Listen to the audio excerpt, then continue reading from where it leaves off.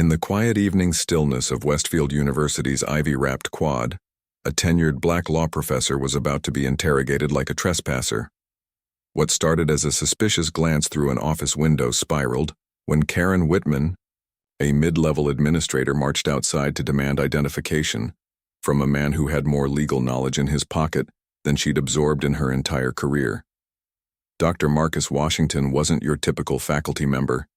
For over 2 decades, he had confronted injustice head-on, from courtrooms to classrooms, known for dismantling systemic bias with surgical precision and an unshakable calm forged by experience. His résumé didn't just command respect, it exposed hypocrisy. When Karen Whitman called campus security on him, while filming and accusing him of not looking like he belonged, she had no idea she was provoking a nationally recognized constitutional scholar. Dr. Washington's measured response set off a chain reaction that would expose a pattern of racial profiling, ignite student protests, and force the university to reckon with its own institutional rot. What began as a petty power trip became a public reckoning. The entire Westfield community would never forget the day Karen Whitman tried to protect the campus from the very professor entrusted to teach it about justice, and ended up redefining what justice would mean for them all. Before we jump back in, tell us where you're tuning in from, and if this story touches you, make sure you're subscribed, because tomorrow I've saved something extra special for you. Dr. Marcus Washington massaged his temples as he reviewed his notes for tomorrow's constitutional law lecture. The office walls seemed to close in after 6 straight hours of preparation, the bronze desk lamp casting long shadows across stacks of case law and his annotated copy of Brown v's Board of Education. The 14th Amendment's Equal Protection Clause, he murmured, requires the state to justify any classification based on race under the strictest scrutiny. Ironic, he thought, how he'd spent a lifetime studying legal protections that hadn't shielded his own father from being denied a mortgage in 1986, or his brother from being pulled over 14 times in 1 year with no citations issued. Theory and practice, eternally divorced. Marcus stood and stretched, his joints cracking in protest. Through his window, twilight painted Westfield University's historic quad in deepening purples. The Gothic architecture of Harrington Hall, named for a family whose 3rd-generation academic taught down the hall, loomed against the fading light. His journey to this prestigious position replayed in his mind. The scholarship to Howard, graduating summa cum laude, Harvard Law Review, clerkship offers turned down to teach at historically black universities. And finally, the call from Westfield, the opportunity to bring his expertise to an institution that had only recently begun to diversify its faculty. Some fresh air, he decided, then back to work. As he locked his office, Marcus took comfort in the emptiness of the hallway. Sometimes the solitude of after hours was the only time he truly felt at peace on campus. Karen Whitman's fingers flew across her keyboard, finalizing seating arrangements for the upcoming alumni gala. 15 years at Westfield had taught her the importance of proper placement. Judge Wilson couldn't sit near Professor Chambers after that faculty senate dispute, and the Havershams needed to be at the president's table after their recent 7-figure donation. The promotion she'd been passed over for last month would have recognized her institutional knowledge. Instead, they'd hired Alejandra Diaz, barely 5 years out of college, citing her fresh perspective and innovative approach to donor engagement. Karen sniffed. She knew what those phrases really meant. A movement outside her window caught her attention. A tall black man in casual clothes walked slowly across the quad, stopping occasionally to examine the buildings. She frowned. At this hour, the law school should be empty except for faculty and authorized personnel. I don't recognize him, she murmured, reaching for her phone. In 15 years, she'd made it her business to know everyone who belonged at Westfield. The university's latest security bulletin flashed in her mind. Report any suspicious activity immediately. As administrative coordinator for alumni relations, she considered campus security part of her unofficial duties. Karen slipped on her cardigan and hurried downstairs. The evening air carried the scent of approaching autumn. Marcus inhaled deeply, appreciating the momentary tranquility. Tomorrow would bring the familiar performance, modulating his voice, to sound authoritative but not threatening, dressing impeccably to counter unspoken questions about his credentials, navigating students who'd never had a black professor before.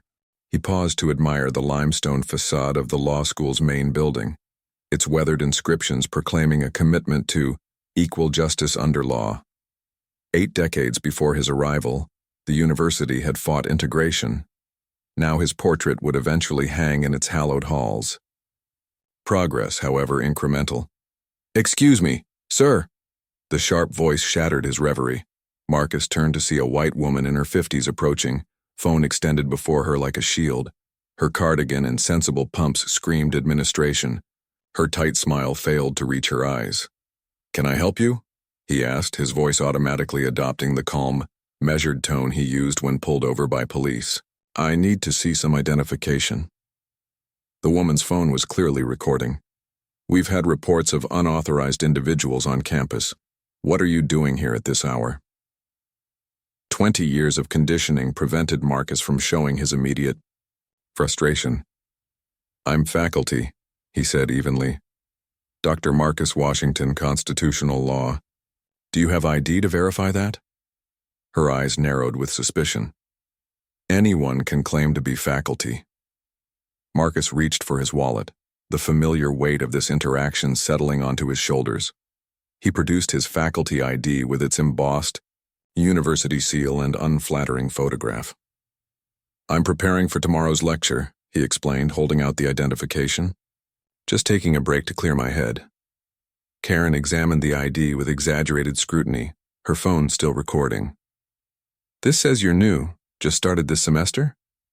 "Yes, I joined the faculty in August."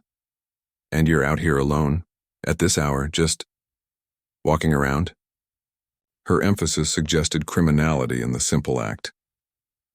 "As I said, I'm preparing for tomorrow's lecture." "Well, I'll need to verify your story. What office are you in? Who's your department chair?" Marcus felt the familiar tightening in his chest, the tension between dignified restraint and justified anger. "My office is 307 Harrington Hall. Professor Ellis Brandt is department chair, though Dean Richards hired me directly." "I'm going to need to call this in," Karen said, stepping back slightly. "You understand it's unusual to see someone like you here at night. You don't look like you belong here." "Someone like me?" Marcus asked quietly. "Someone I don't recognize," Karen amended quickly, though her meaning hung in the air between them. Zoe Chen was leaving the library when she noticed the confrontation. Her first instinct was to intervene, but her second, honed through years of witnessing similar incidents, was to document. Quietly, she positioned herself behind a nearby oak tree and began recording on her phone. The woman's body language screamed entitlement. Weight shifted forward, one hand gesticulating sharply, the other clutching her phone like a weapon. The man stood perfectly still, his posture suggesting the careful restraint Zoe had seen in her own father when facing customs officials who randomly selected him for additional screening. As Zoe captured the encounter, a surge of anger rose within her. This was why she'd chosen law school after witnessing her parents' small business navigating discriminatory zoning laws. This was why she'd chosen Westfield despite its complicated history, to eventually become someone who could fight these injustices with the power of legal expertise. The woman's voice carried across the quad. "I'm just doing my job making sure everyone who's here is supposed to be here. And I'm just doing my job preparing to teach tomorrow," came the measured response. Zoe zoomed in, making sure to capture both faces clearly. "Campus security," Karen announced into her phone, her eyes never leaving Marcus. "I need verification for someone claiming to be faculty. Law school. Says his name is Marcus Washington." Marcus maintained his composed exterior, while internally calculating the potential outcomes. Escalation would reinforce stereotypes of the angry black man. Submission would cost him dignity. The fine line between had been his lifelong tightrope. 2 security officers approached within minutes. One middle-aged white man and a younger, black woman. Recognition flashed immediately on the woman's face. "Dr. Washington," she said, holstering the radio at her belt. "Is everything all right?" "Officer Taylor," Marcus nodded, relief washing through him. Just a misunderstanding. You know him? Karen interrupted, lowering her phone slightly. Of course, Officer Taylor replied. Dr. Washington is our newest constitutional law professor. The dean introduced him at the fall security briefing. Karen's expression flickered between disbelief and embarrassment, settling finally on defensive indignation. Well, how was I supposed to know? There was someone suspicious walking around and I appreciate your vigilance, ma'am, Officer Taylor said firmly, but faculty have every right to be on campus. I was just following protocol, Karen insisted, tucking her phone away. Better safe than sorry. The male security officer shifted uncomfortably. We've got it from here, ma'am. Karen hesitated, then turned to Marcus with a tight smile. Welcome to Westfield. Next time, perhaps wear something more professional when you're on campus. It would avoid confusion. She walked away without waiting for a response. Dr. Washington, I apologize, Officer Taylor said quietly. Would you like to file a report about this incident? Marcus glanced toward the oak tree where a young Asian woman was still recording. Their eyes met briefly before she lowered her phone and hurried away. No report necessary, he said, suddenly exhausted. But thank you. As the security officers departed, Marcus stood alone in the quad, the weight of the encounter pressing down on him. The carefully constructed persona he'd adopted for Westfield had momentarily slipped, revealing the truth he couldn't escape. No matter his achievements, to some, he would always be seen as an intruder. He straightened his shoulders and headed back toward his office. Tomorrow's lecture on equal protection under the law would continue as planned, though now with a fresh, bitter example to consider. Behind him, Zoe Chen hurried to her apartment, her thumb already composing the caption that would accompany the video about to set Westfield ablaze.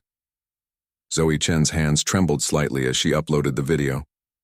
She sat cross-legged on her apartment floor, the blue light of her laptop illuminating her determined face in the darkness. Racism at Westfield Law. Administrator harasses black professor, Yener Westfield while black, she typed, her finger hovering over the post button for just a moment before pressing it decisively. The timestamp read 11:42 p.m. By 3:17 a.m., the video had been shared over 2,000 times. Dr. Marcus Washington awoke to his phone buzzing incessantly. Bleary-eyed, he reached for it, expecting perhaps an early message from a colleague. Instead, a cascade of notifications flooded his screen. Text messages, emails, missed calls, social media alerts. He sat up, instantly alert, scrolling through. Messages from colleagues he barely knew. Saw the video, absolutely unacceptable.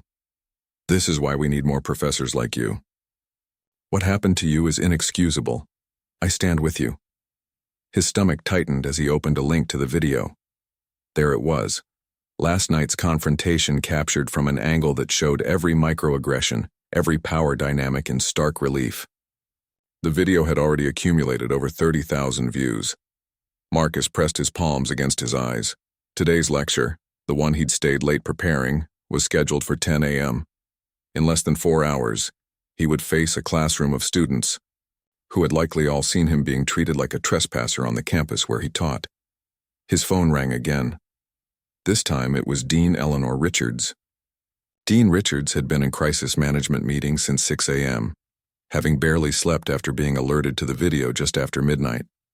Her office had transformed into a war room, with her assistant fielding constant calls while the university's public relations team crafted and discarded statement after statement.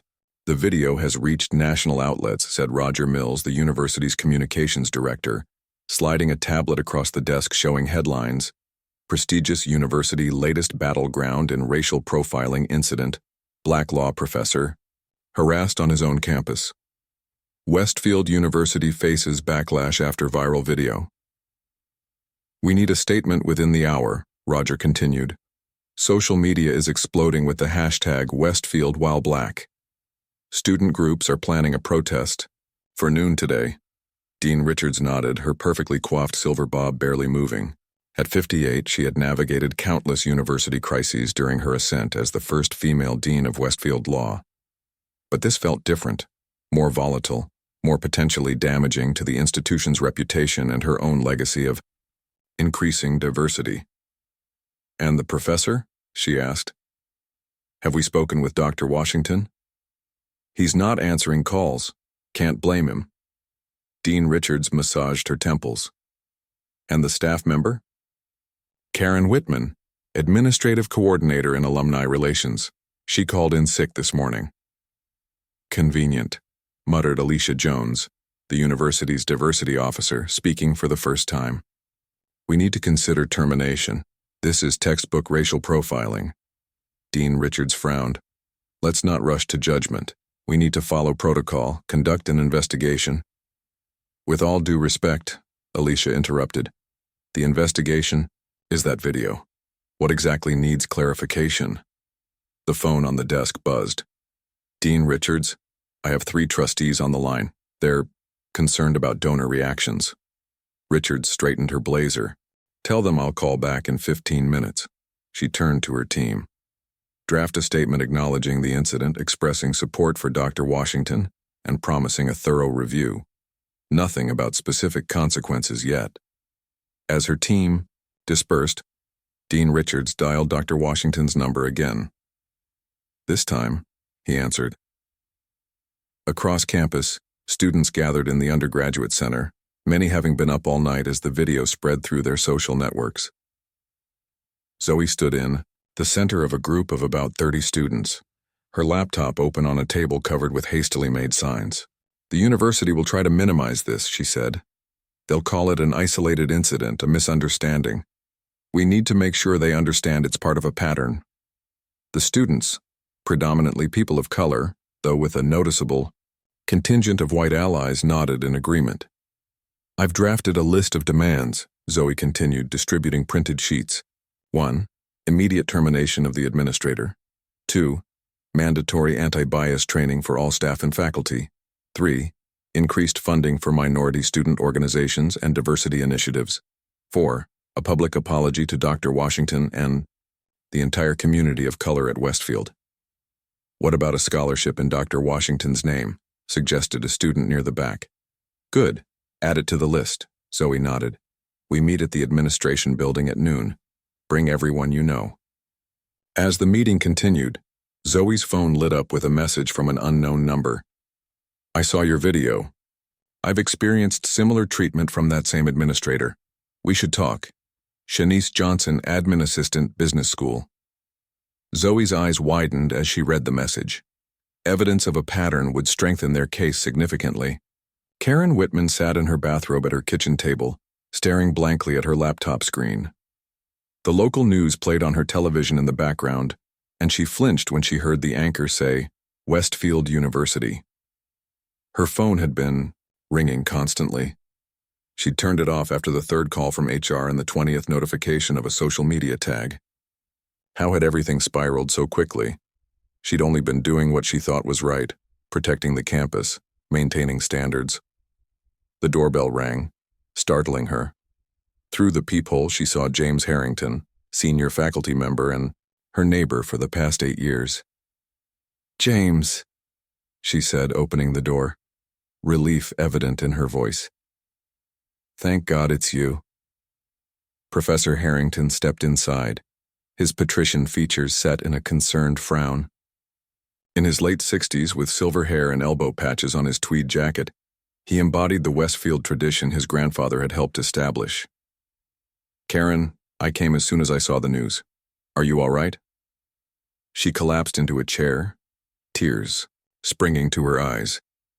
"They're making me out to be some kind of monster. I was just following security protocols. You know how many alerts we get about unauthorized people on campus." Harrington nodded sympathetically. Of course, anyone would have done the same. Would they? Karen looked up. The comments online, they're calling me Westfield Karen. They're posting my picture, my LinkedIn profile.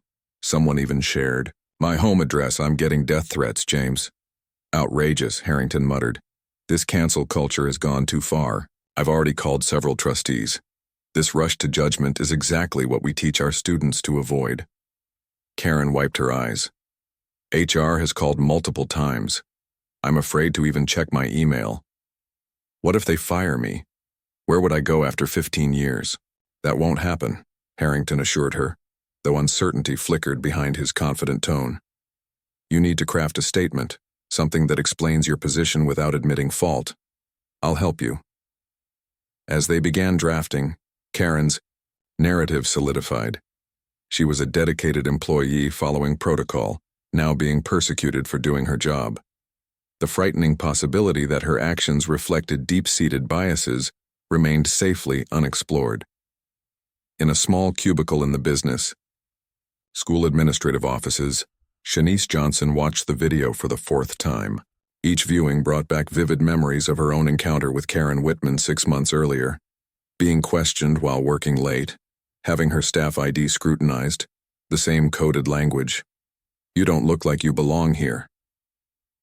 Shanice had let it go then.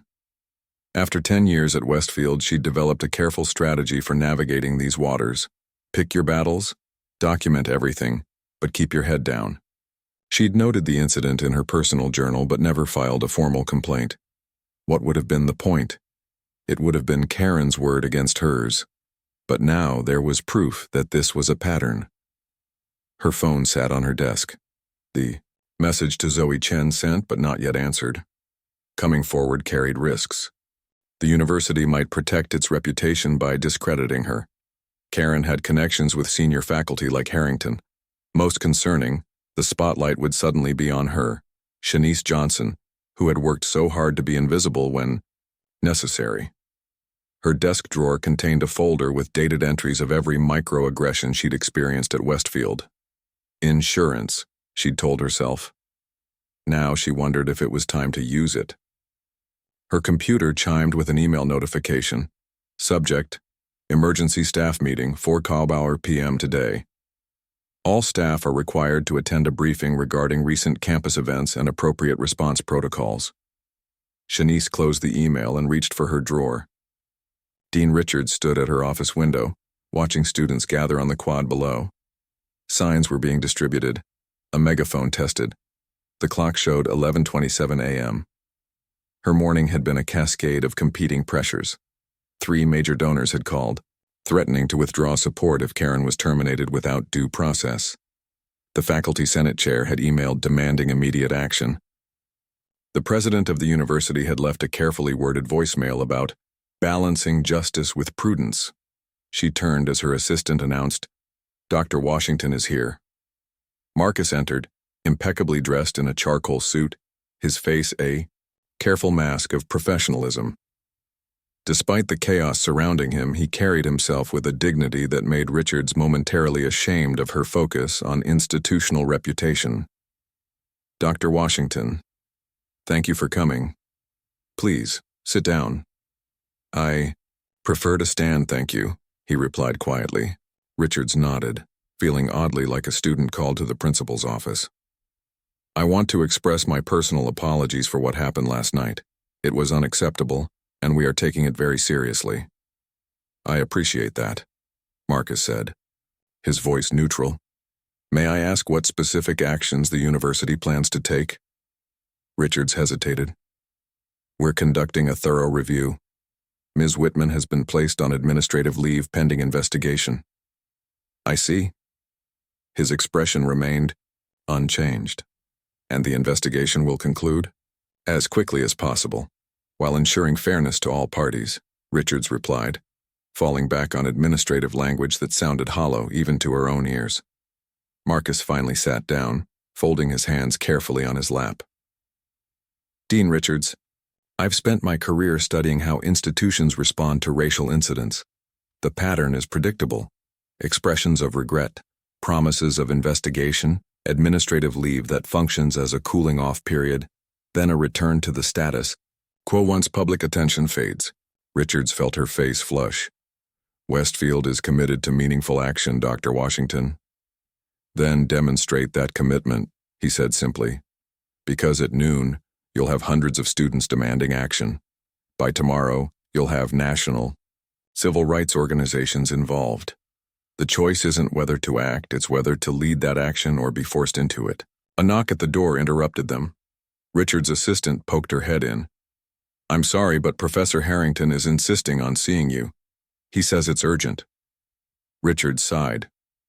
Tell him I'm in a meeting. He says he's here as a character, witness for Karen Whitman, and that it can't wait. He's brought several senior faculty with him. Marcus stood. I should prepare for my class. Dr. Washington, Richards said quickly, I hope we can work together on addressing this situation. Your perspective would be valuable. My perspective was made quite clear in that video, Dean Richards, he replied.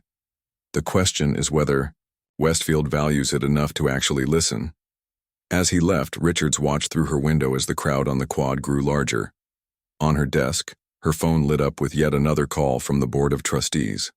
The hashtag, Westfield while black, was now trending nationally, and the storm was just beginning. Dean Eleanor Richards stared at the stack of pink message slips her assistant had just placed on her desk.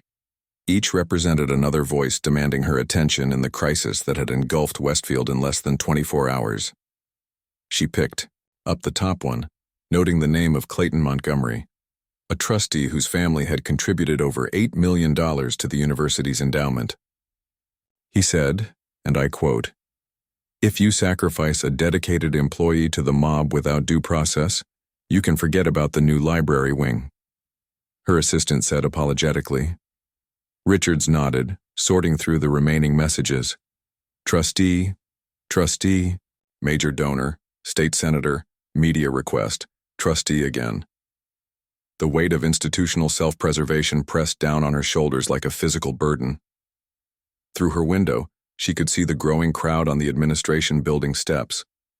At least 200 students now, with signs reading Black Lives Matter at Westfield and Fire Karen Now, and No Place for Racism. The campus security team had established a perimeter, but their nervous glances toward Richards' window spoke volumes. Her phone buzzed with a text from the university president. Board chair calling emergency meeting for 4 p.m.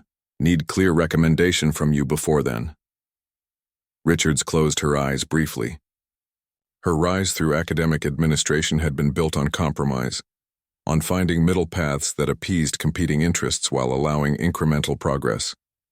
But sometimes there was no middle path, only competing visions of justice that could not be reconciled.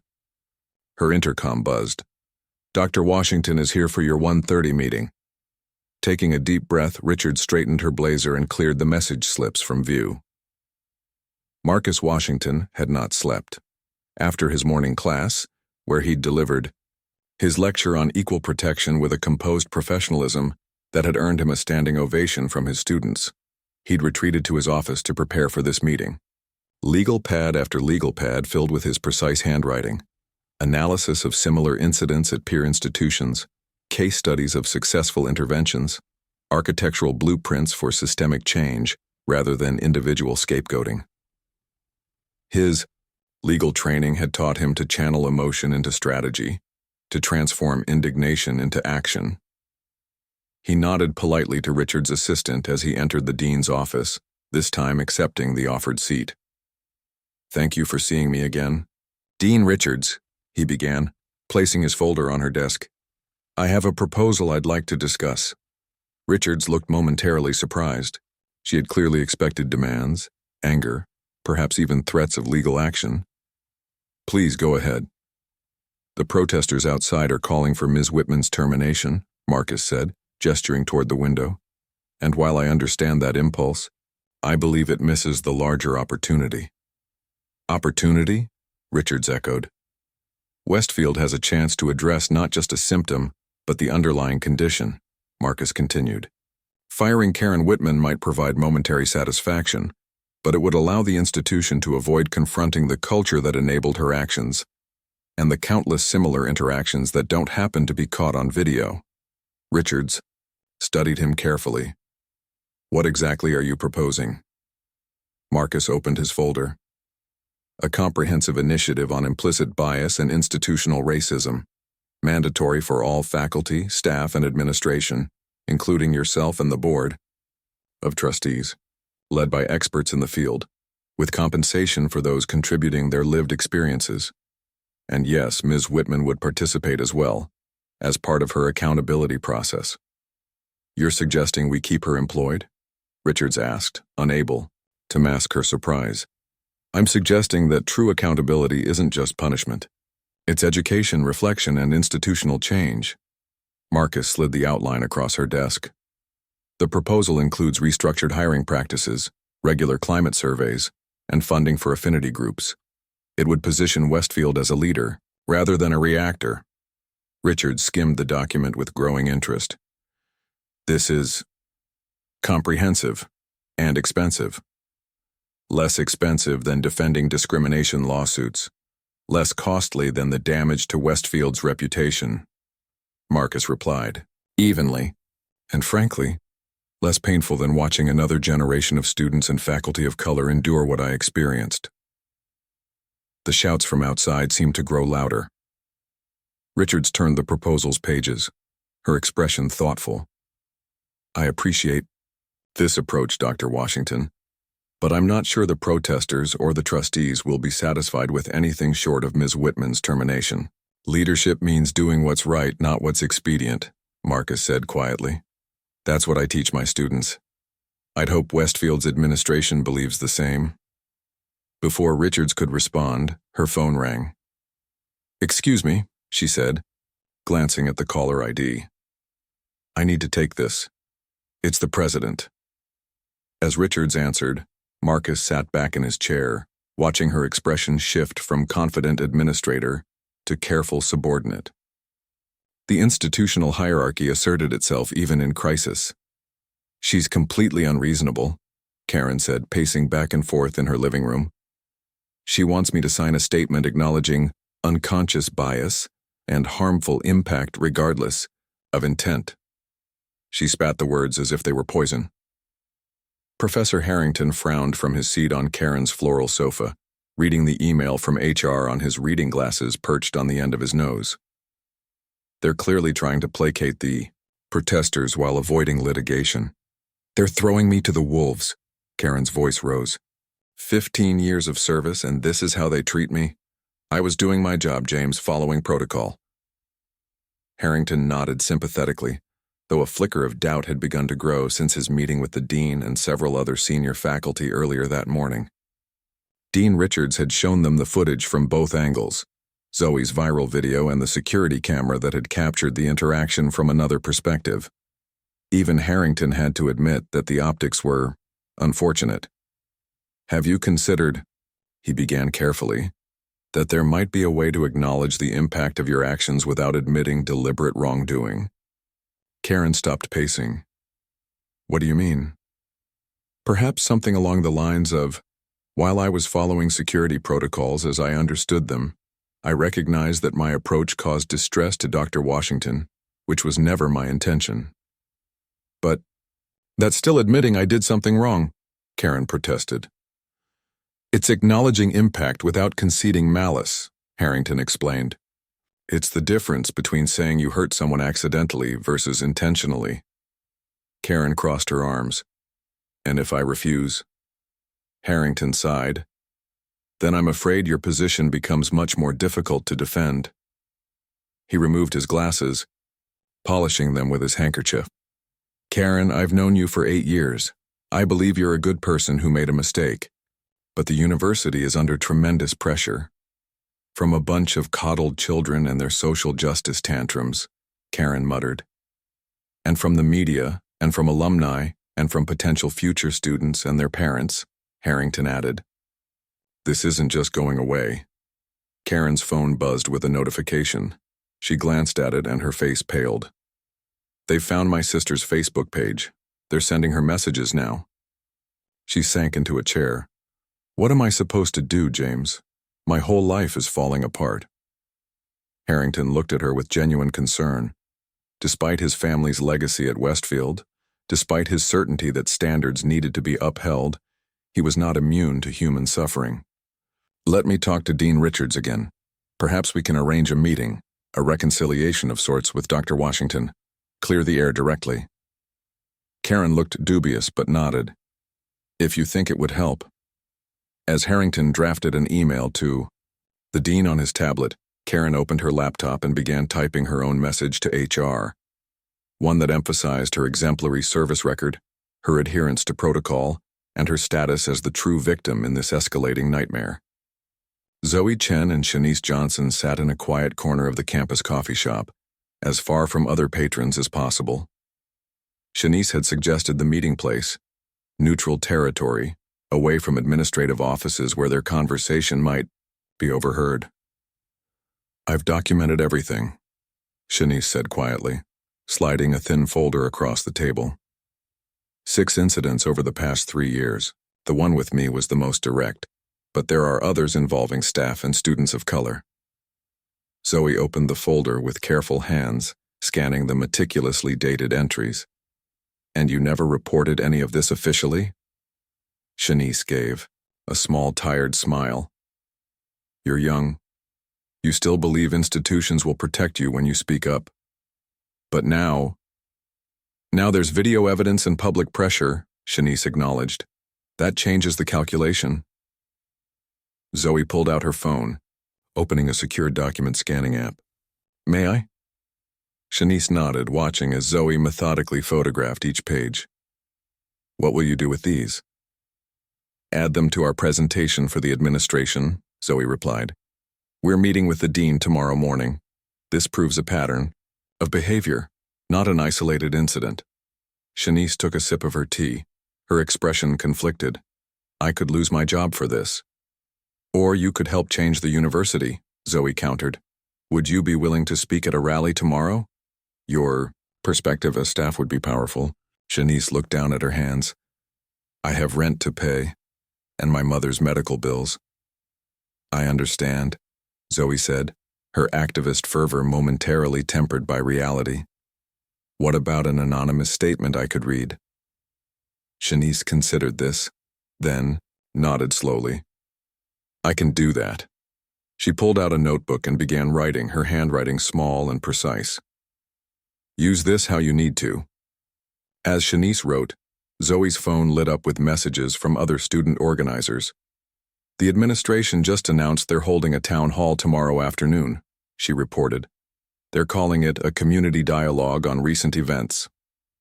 "That's administration speak for we need more time to figure out how to make this go away," Shanice said without looking up from her writing. Zoe nodded grimly. "Which is why we need to keep the pressure on." The university PR team had taken over a conference room adjacent to Dean Richards' office, 3 different draft statements projected on the wall. Draft A. Neutral investigative. Westfield University is aware of a video circulating showing an interaction between staff and faculty. We take all concerns about community interactions seriously and are conducting a thorough review. We are committed to creating an environment where all members of our community feel respected and valued. Draft B. Acknowledging concern. Westfield University acknowledges the distress caused by a recent interaction between a staff member and Dr. Marcus Washington, professor of constitutional law. We have placed the staff member on administrative leave pending investigation and are committed to addressing this incident with the seriousness it deserves. Westfield reaffirms our commitment to being an inclusive community where all members are treated with dignity and respect. Draft C. Decisive action. Westfield University condemns the treatment of Dr. Marcus Washington, professor of constitutional law, in a recent incident captured on video. Such behavior is inconsistent with our values and will not be tolerated. The staff member involved has been suspended, and appropriate disciplinary action is being determined. Westfield is committed to confronting bias and creating a truly inclusive community for all. Roger Mills, the communications director, looked up as Dean Richards entered the room. "We need to finalize the statement within the hour for the evening news cycle," he said. "The president is waiting for your recommendation." Richards glanced at the 3 drafts, then placed Dr. Washington's proposal on the table. "We need a 4th option," she said. "One that acknowledges the incident without suggesting premature conclusions, emphasizes our institutional commitment to improvement, and outlines specific next steps." She summarized Washington's initiative briefly. The PR team exchanged uncomfortable glances. "With all due respect, Dean Richards," said one, "that's not going to satisfy anyone. The protesters want blood, and the trustees want reassurance. This will disappear quickly. Then perhaps it's time we stopped trying to satisfy everyone and started doing what's right, Richards replied, with more conviction than she'd felt in years. The weight of competing pressures had paradoxically created a moment of clarity. Draft. Something that incorporates elements of B with the initiative Dr. Washington has proposed. As the team began working, Richard's assistant appeared at the door. Professor Harrington is asking if you have a moment. He wants to discuss arranging a meeting between Dr. Washington and Ms. Whitman. Richards considered this. A direct conversation between the parties might help diffuse tensions, or it might create new complications. Tell him I'll call him back shortly. She turned back to the PR team, watching them attempt to craft language that would somehow bridge the unbridgeable. Outside, the chants of protesters echoed across the quad. No justice, no peace, no racism at Westfield. Her phone buzzed with another message from the president. Board meeting moved up to 3 p.m. Need statement and recommendation ASAP. The institutional machinery ground forward, its gears and levers moving with the inexorable momentum of self-preservation. But for perhaps the first time in her administrative career, Dean Eleanor Richards found herself wondering if preservation without transformation was worth the effort. She picked up her phone and dialed Professor Harrington's number. Perhaps a conversation between Washington and Whitman could indeed be arranged, though she suspected it would not produce the simple resolution Harrington envisioned. James? Yes, about that meeting you proposed. I think it might be worth trying, but there are conditions we need to discuss. As she outlined the parameters, Richards glanced out her window at the growing crowd of protesters. The institutional dilemma crystallized before her: tradition versus transformation, comfort versus justice, the past versus the future. And somehow, she was expected to chart a course between them that would leave the university intact. The pink message slips still waited on her desk, their demands undiminished. But beside them now lay Dr. Washington's proposal, a path forward that required courage she wasn't sure the institution possessed. The Nelson Conference Room, with its gleaming mahogany table and portraits of distinguished Westfield alumni, had hosted peace treaties between feuding academic departments, delicate negotiations with major donors, and countless tenure deliberations. Today, Professor James Harrington hoped it would provide the dignified setting for what he considered a simple resolution to an unfortunate misunderstanding. He arrived 30 minutes early to arrange the seating. 3 chairs at one end of the long table rather than opposing sides, a symbolic gesture of unity he was quite proud of. He placed water carafes and glasses at each place setting, adjusted the blinds for optimal lighting, and reviewed his handwritten notes one final time. Facilitate introduction. Establish ground rules for respectful dialogue. Allow Karen to express regret. Dr. Washington to accept. Mutual agreement to move forward. Inform Dean Richards of positive resolution. Simple, civilized, efficient. Westfield Way. He looked up as Karen entered, 10 minutes early as she had been to every faculty meeting for 15 years. She wore a conservative navy dress, her hands clutching her purse with white-knuckled intensity. James, she said, her voice tight. Thank you for arranging this. All part of finding a sensible resolution, Harrington replied reassuringly. Take a seat. Remember what we discussed. Acknowledge the unfortunate impact, without accepting characterizations of your intent. I'm certain Dr. Washington is a reasonable man who wants this resolved as much as we do.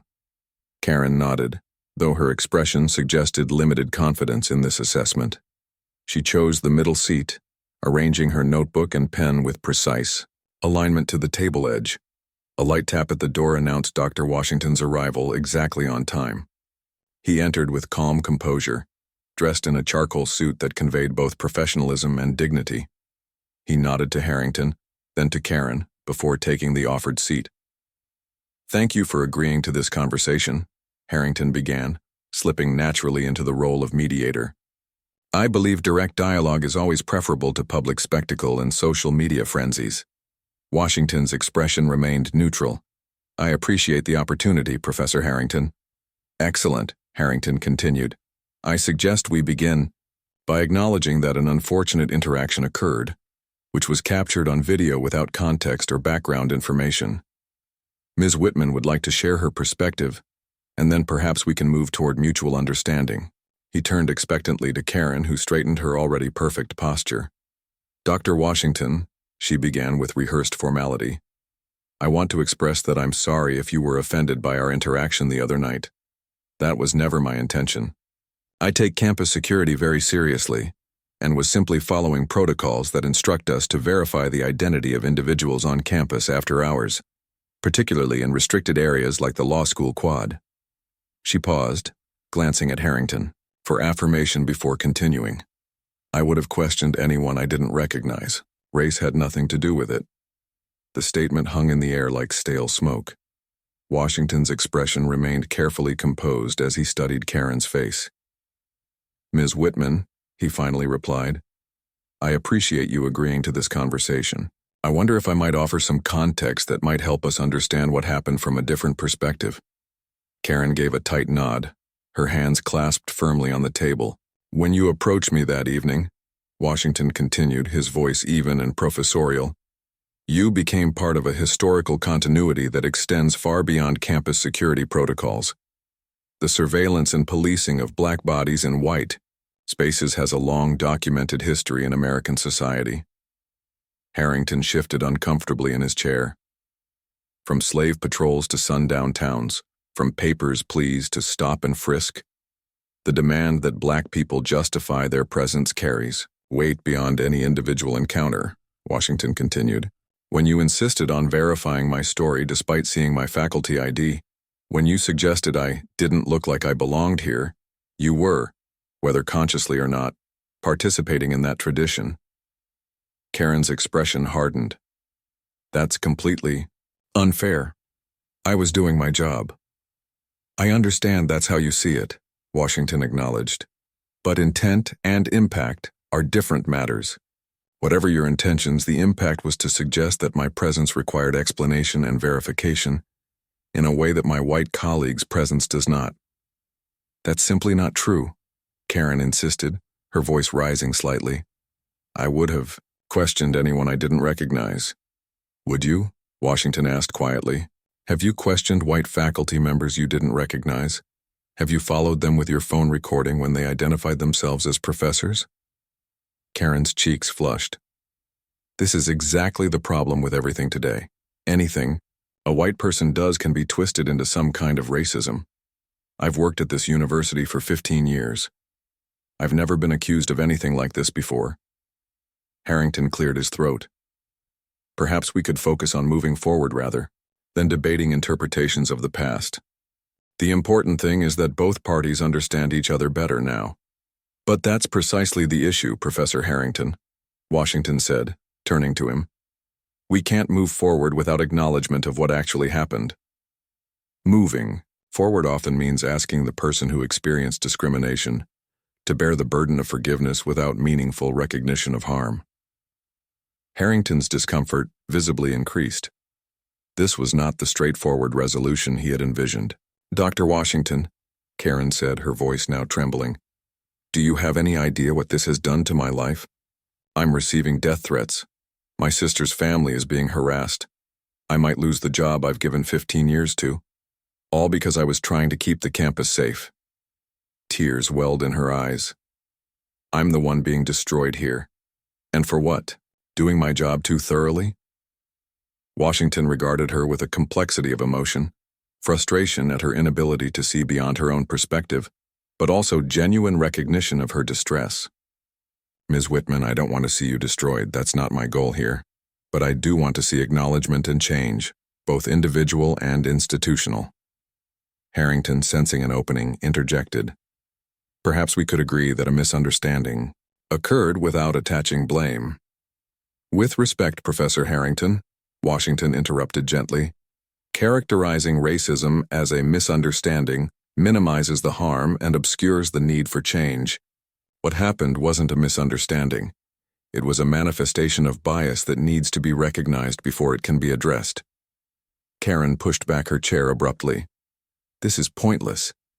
I came here ready to put this behind us, and instead I'm being lectured about history and accused of participating in oppression or whatever this is. I can't win here.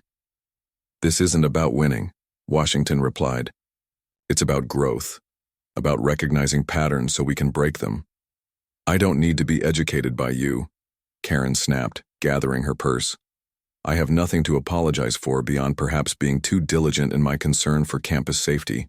If that's not enough, then there's nothing more to discuss.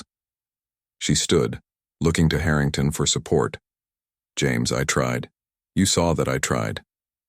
Harrington's face reflected conflicted loyalties, his genuine friendship with Karen warring with his growing recognition that Washington's analysis contained uncomfortable truths.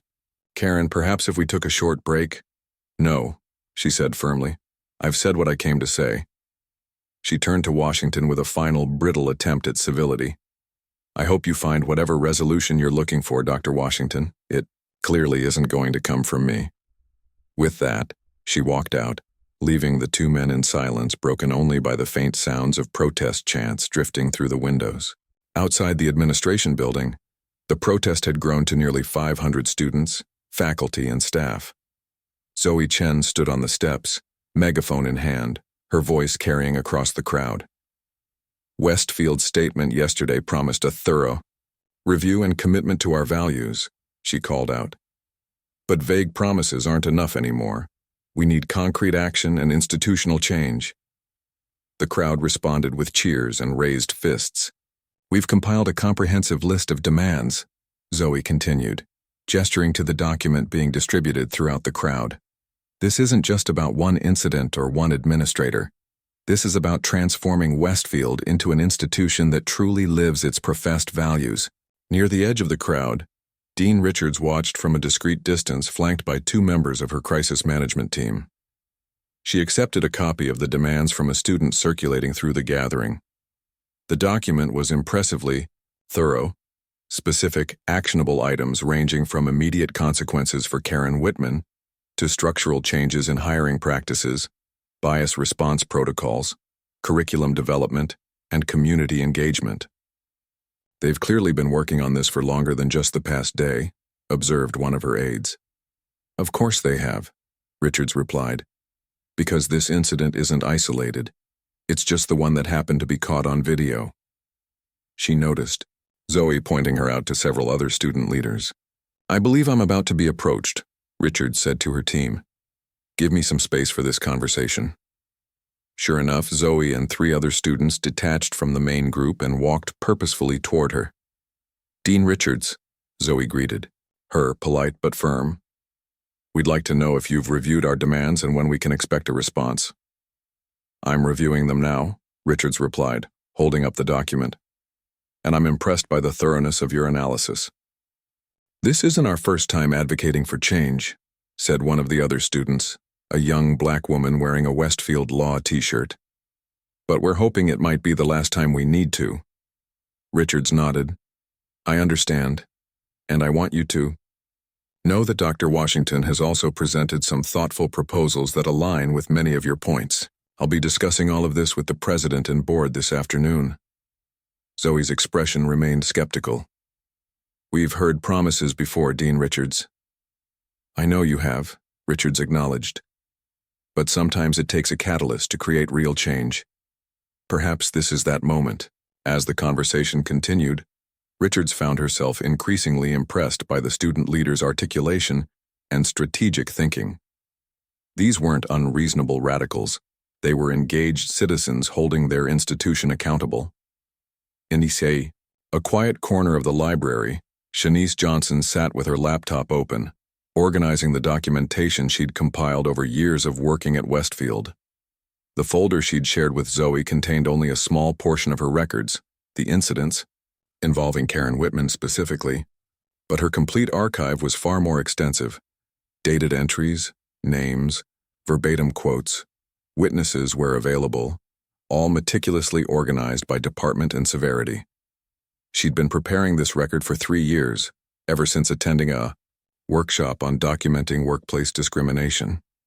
At the time, it had felt like insurance, protection against potential gaslighting, evidence if she ever needed to file a formal complaint. Now, it might become something more, a foundation for institutional change. Her phone buzzed with a text from Zoe. Dean Richards actually listening. May need more testimony. You ready to go public if necessary?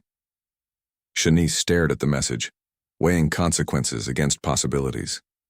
Her position as an administrative assistant was precarious enough without becoming the second face of this controversy. And yet, if not now, when? If not her, who? She typed back, working on full documentation now. Will share securely tonight. Still thinking about public testimony. As she returned to her work, categorizing and annotating each incident, Shanice found herself drawing strength from Dr. Washington's dignity in the viral video, from Zoe's fearless advocacy, from the solidarity of the protesters outside. Perhaps the time for invisible resistance was ending. That went about as well as a tenure committee meeting with the anthropology department. Harrington sighed after Karen's departure. He glanced awkwardly at Washington, genuinely perplexed by the conversation's failure. I thought with reasonable people in the room.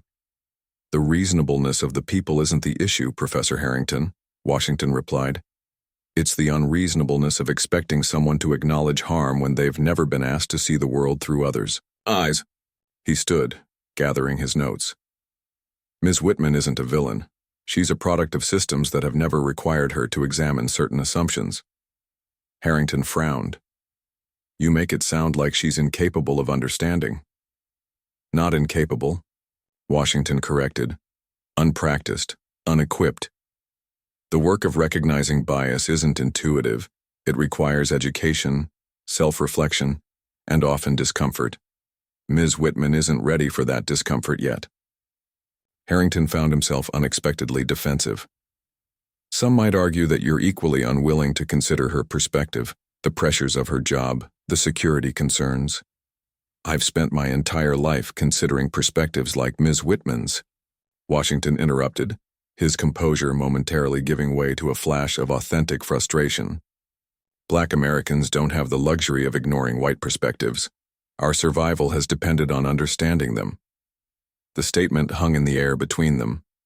Harrington, to his credit, did not immediately respond with defensiveness, but instead considered Washington's words with genuine attention. I hadn't thought of it that way, he finally admitted.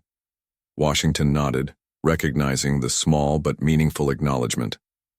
The question now is how to move forward in a way that creates actual change rather than just temporary peace. As they exited the conference room, the protest chants grew louder from across campus. Washington paused in the hallway, his expression thoughtful. You know, Professor Harrington, there may be a better approach than either simple forgiveness or punitive firing.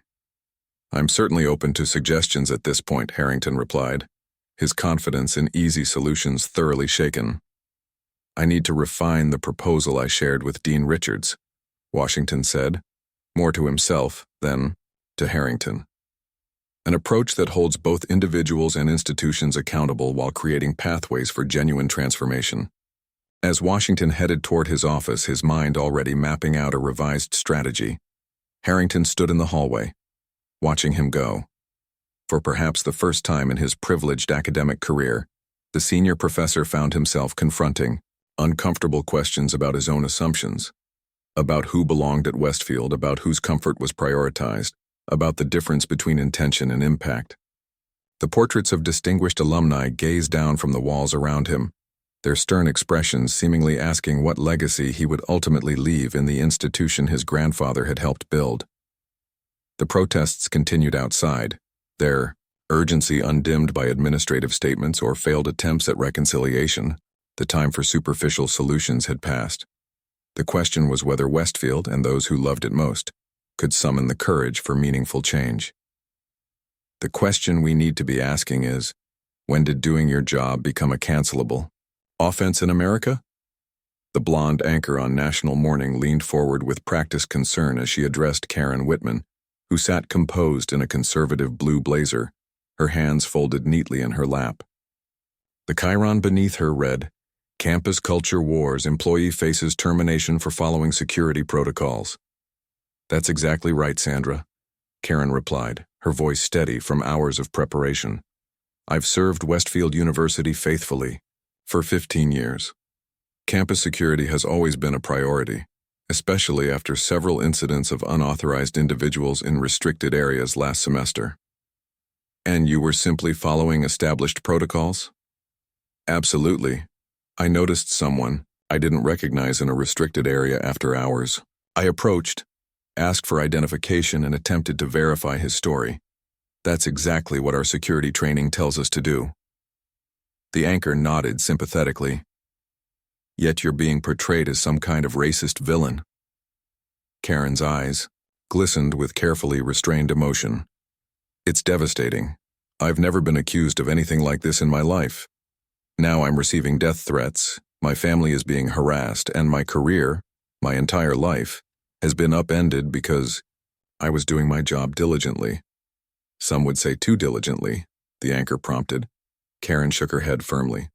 "In matters of campus safety, I don't believe there's such a thing as too diligent. If something had happened that night and I had ignored a suspicious presence, I would have been equally criticized." The interview continued, portraying Karen as the embodiment of traditional values under siege, a dedicated employee sacrificed to appease outrage mobs and social justice warriors. The narrative was clear, compelling, and entirely disconnected from the historical context and power dynamics Dr. Washington had tried to explain in their failed meeting. Across town in her small apartment, Shanice Johnson watched the interview with a mixture of disbelief and bitter recognition. The Karen on screen, poised, reasonable, sympathetic, bore little resemblance to the woman who had aggressively questioned her in the business school building 6 months earlier, demanding to know what she was doing there, despite her staff. ID badge prominently displayed. Shanice's phone buzzed with a text from Zoe. "You seeing this?" "Yes," she typed back. "Pure fiction."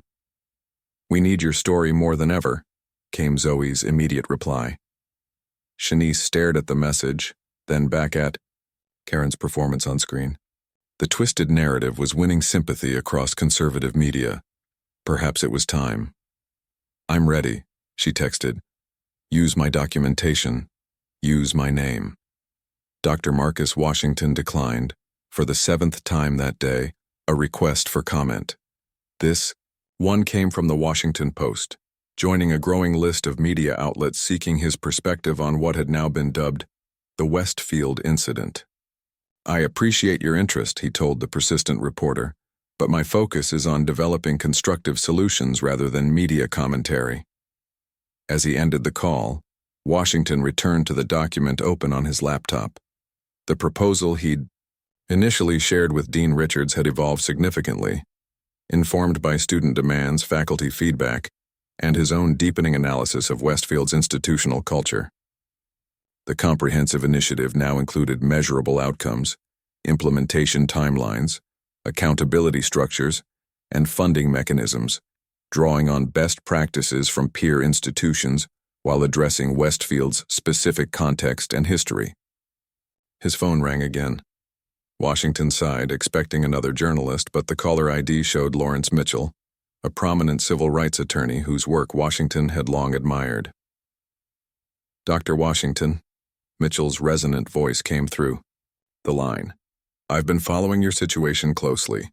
My firm would be honored to represent you in legal action against Westfield University. What happened to you constitutes clear discrimination, and there would be significant damages." Washington considered the offer. A lawsuit would certainly force accountability, generate public pressure, and potentially yield personal compensation. Yet it would also mean years of adversarial proceedings, polarization, and a focus on punishment rather than transformation. "I appreciate the offer, Mr. Mitchell," Washington replied carefully, "but I'm currently pursuing an alternative approach focused on institutional change rather than legal remedy." "With all due respect, Dr. Washington," Mitchell countered, "institutions rarely change without legal and financial pressure." "Perhaps," Washington acknowledged, "but before turning to litigation, I'd like to exhaust the possibility that Westfield might choose to become an example of proactive transformation rather than reactive damage control." After the call, Washington stared at his proposal, wondering If his faith in institutional change was naive optimism or strategic vision, perhaps both. Either way, it was a path worth pursuing before resorting to the blunt instrument of a lawsuit. He returned to his work, refining language that might bridge competing interests while maintaining moral clarity. Outside his window, another protest was gathering, their chants a reminder of the urgency behind his methodical approach. "The narrative is slipping away from us," Roger Mills told Dean Richards, clicking through a series of media reports on his tablet. "Conservative outlets are portraying Karen as a victim of cancel culture. Progressive media is using us as the latest example of systemic racism in higher education. Alumni are divided and vocal. Donors are threatening to withhold contributions, in both directions." Richards massaged her temples, a gesture that had become nearly constant over the past 48 hours. "And the president?" "Concerned about the Capitol campaign launch next month. Major donors are watching how we handle this. He wants resolution within 48 hours. His exact words." Richards laughed hollowly. 48 hours to solve racial bias in higher education. No pressure. Her phone buzzed with an email notification. Another message from Professor Harrington, who had been uncharacteristically reflective since the failed mediation meeting. This time, he was forwarding an email chain from several colleagues in the history and sociology departments who had expressed profound disappointment in his defense of Karen. James, one wrote, "Your position ignores decades of scholarship on institutional racism and perpetuates the very power structures our research critiques. As your colleague and friend, I urge you to reconsider your stance." Richards found herself unexpectedly moved by this evidence that even the most entrenched perspectives might be evolving in response to the crisis. Perhaps there was hope for institutional change after all. "Dean Richards," her assistant called through the intercom. "The student activists are holding a press conference on the main quad. They say they have new evidence regarding Ms. Whitman." Richards exchanged alarmed glances with Mills. "New evidence?" Zoe Chen stood at a makeshift podium on the main quad, surrounded by student organizers and a surprisingly large media presence. Local news cameras, national network affiliates, and countless smartphones captured her poised address. "Yesterday, Karen Whitman portrayed herself as a dedicated employee simply following protocols," Zoe began, her voice steady despite her racing heart. "And today we present evidence that the incident with Dr. Washington was not isolated, but part of a pattern of discriminatory behavior."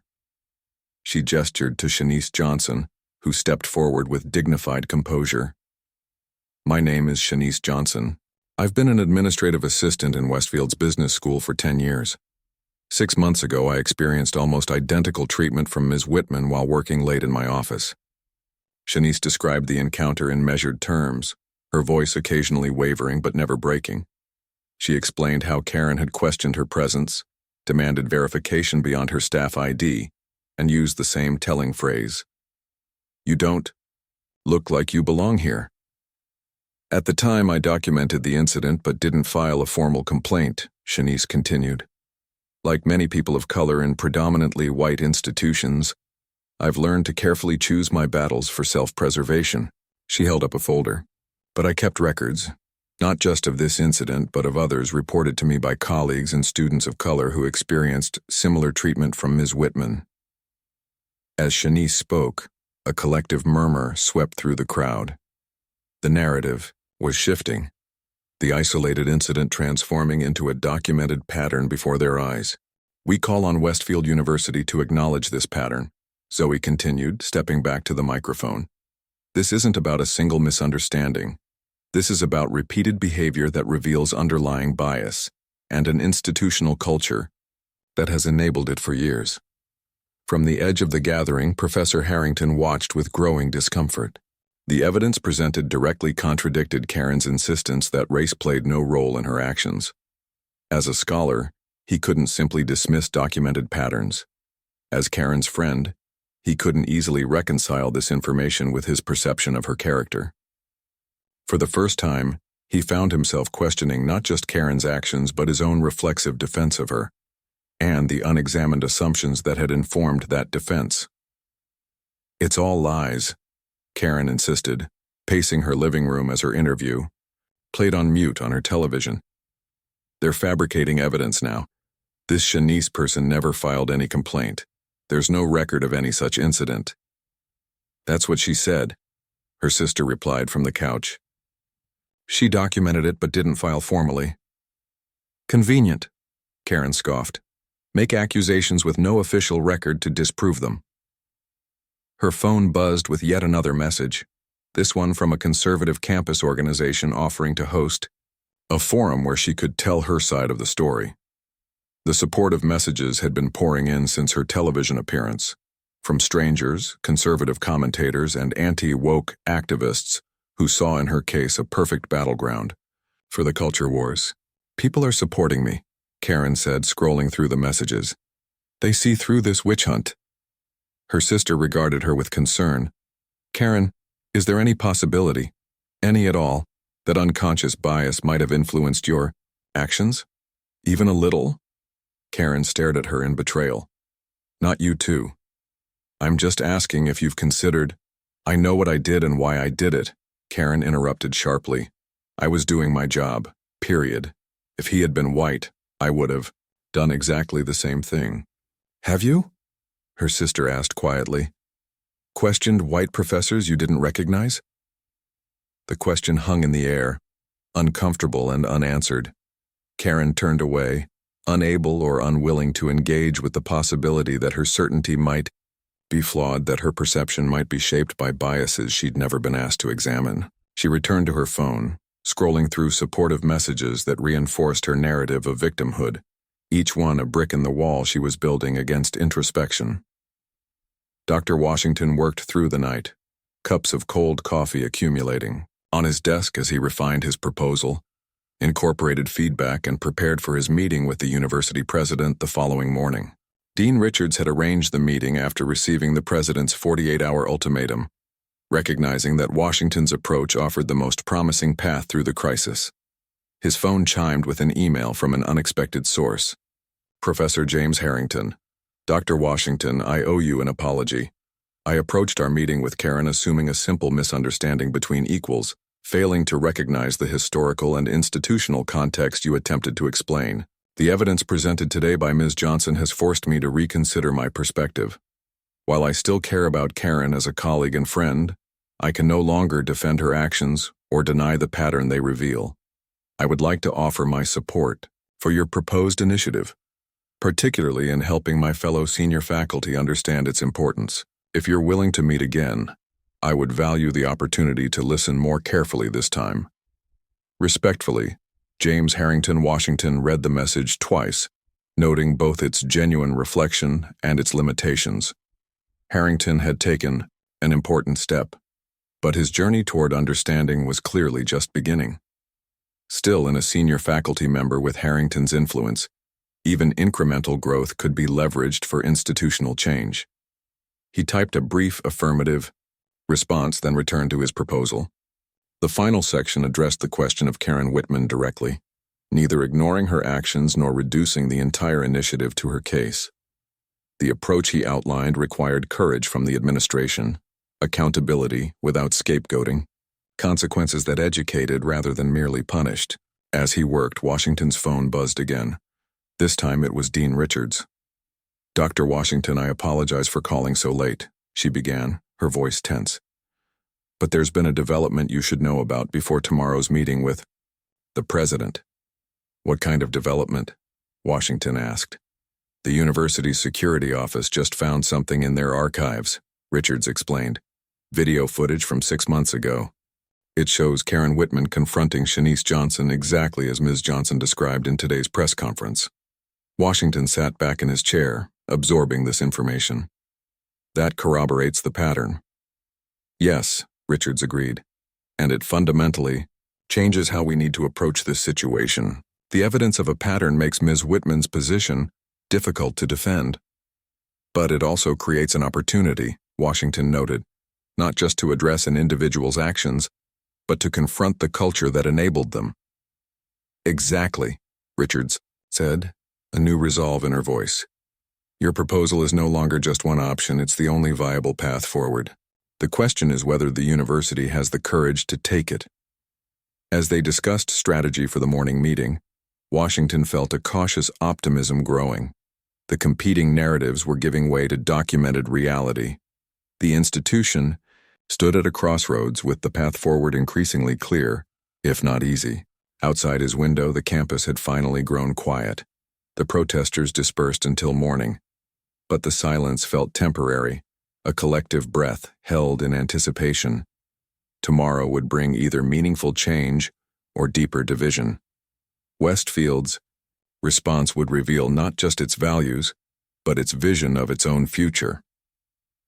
Washington returned to his proposal, making final refinements with renewed purpose. The truth was emerging, not from competing narratives, but from the documented patterns they revealed. Now came the harder part, transforming truth into action. The campus security footage played on the large screen in the president's conference room. The grainy black and white video showed the business school's main hallway 6 months earlier. The timestamp read 8:47 p.m. Shanice Johnson appeared, walking purposefully toward her office, keys in one hand, a stack of files in the other. Her ID badge was clearly visible on the lanyard around her neck.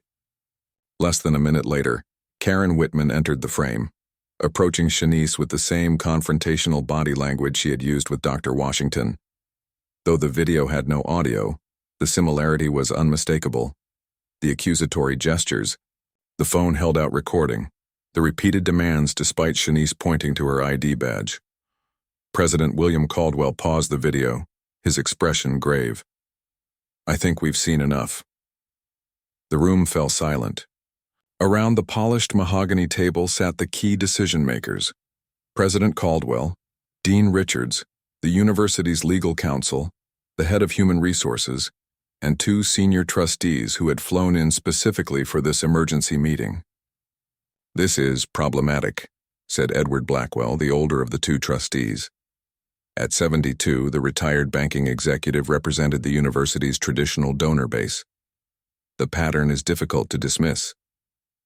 "Problematic is an understatement," countered Trustee Diane Wilson, a tech executive in her 50s who had been pushing for modernization of both curriculum and campus culture. "This is textbook racial profiling, documented twice now. The liability alone—" "Let's not get ahead of ourselves," Caldwell interrupted smoothly. "We're here to determine the appropriate institutional response, not to litigate Ms. Whitman's actions." Telling and preparing this story took us a lot of time, so if you are enjoying it, subscribe to our channel. It means a lot to us. Now back to the story. Dean Richards cleared her throat.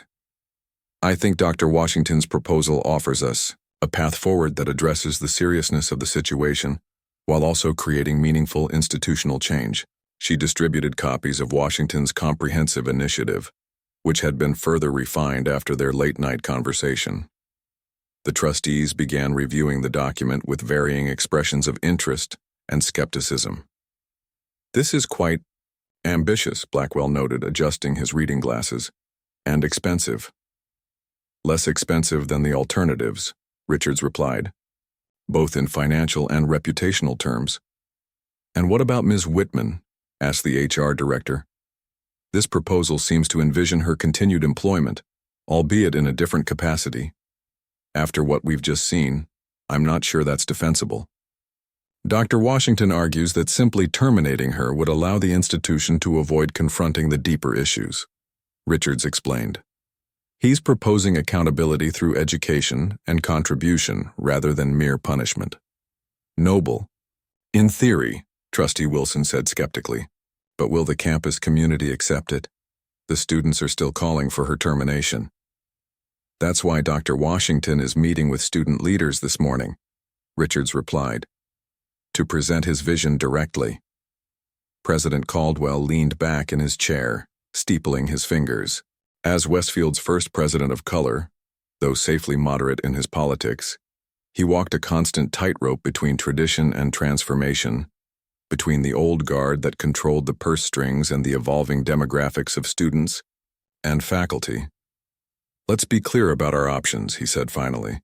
"We can terminate Ms. Whitman, issue a strongly worded statement, and hope the controversy fades. Or we can pursue this more substantive approach, which addresses the underlying issues while demonstrating both accountability and compassion. The students want blood, Blackwell muttered. The students want justice, Wilson corrected, and they're sophisticated enough to recognize that justice can take different forms. I'm inclined to support Dr. Washington's approach, Caldwell decided. It aligns with our educational mission and values while addressing legitimate concerns. Dean Richards, arrange for Dr. Washington to present his proposal to the full board this afternoon. In the meantime, I'll want to speak with Ms. Whitman directly. As the meeting dispersed, Richards found herself unexpectedly moved by the president's decision. Perhaps the institution was capable of more than self-preservation after all. Karen Whitman sat in her darkened living room, staring at her laptop screen in disbelief. Someone from campus security had leaked the footage of her confrontation with Shanice Johnson, and it was now circulating widely on social media.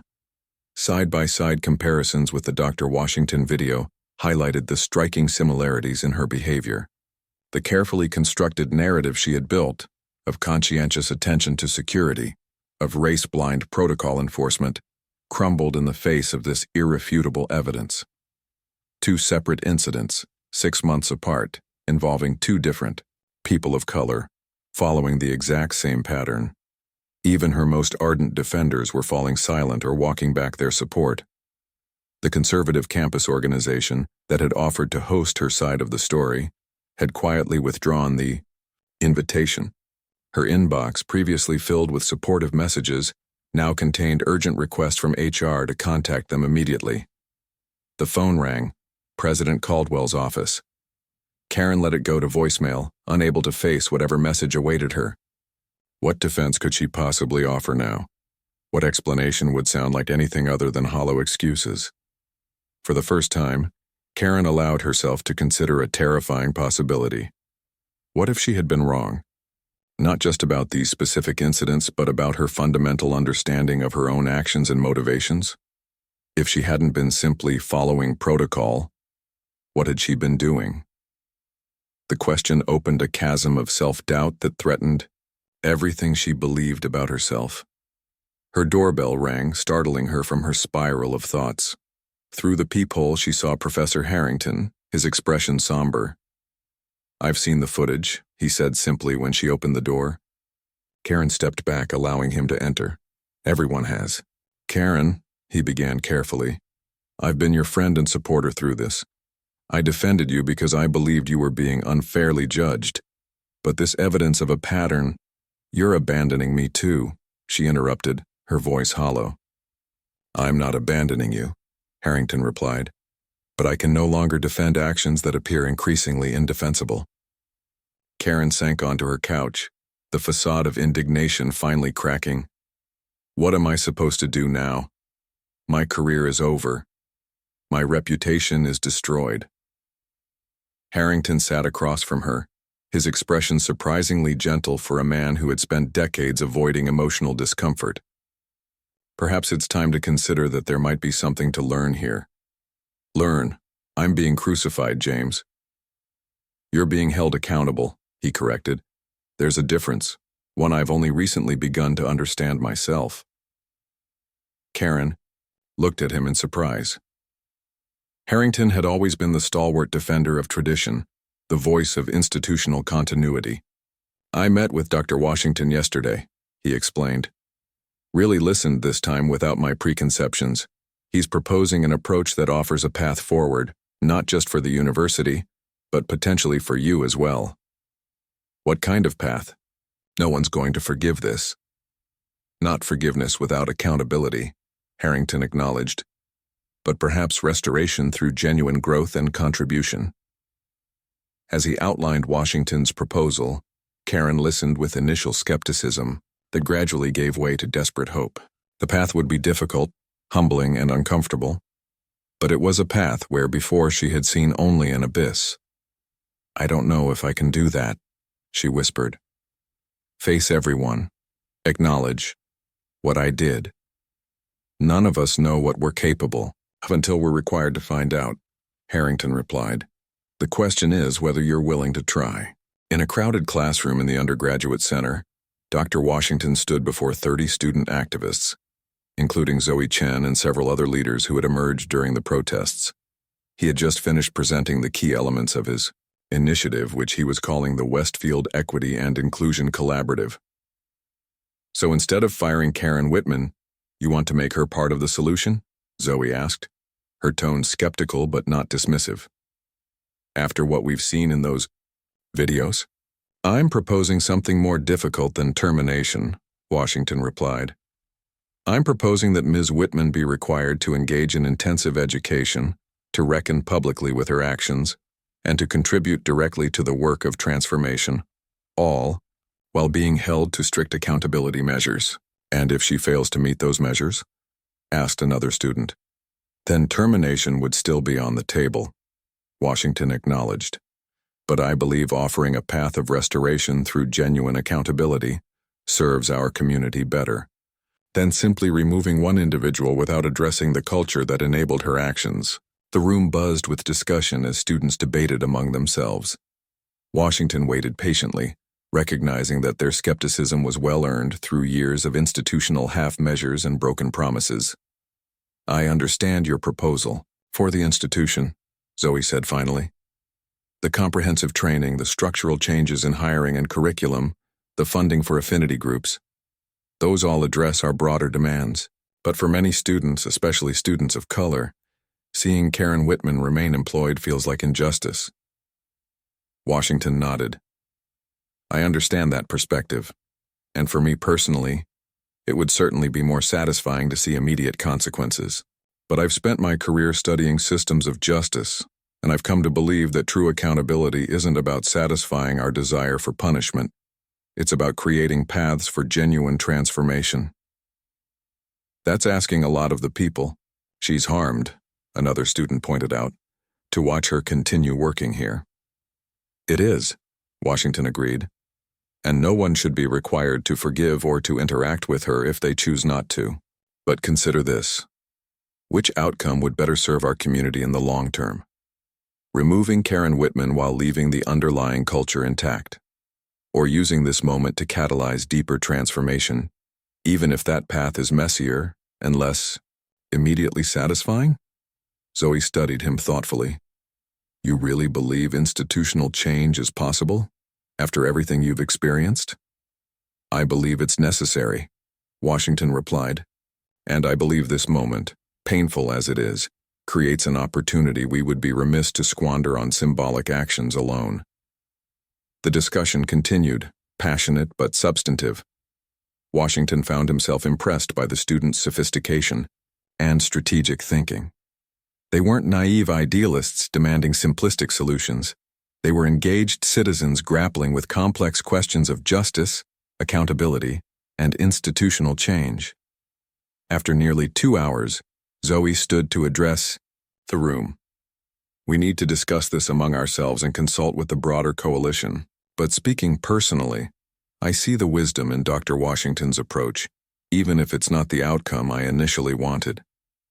Washington thanked them for their engagement and headed to his next meeting, cautiously optimistic. The path forward remained uncertain, but for the first time since the crisis began, he sensed a possibility for genuine transformation rather than mere damage control. Shanice Johnson stepped up to the microphone, her hands trembling slightly but her voice steady. The press conference had been called following the release of the security footage, and the media presence had doubled since her first public statement.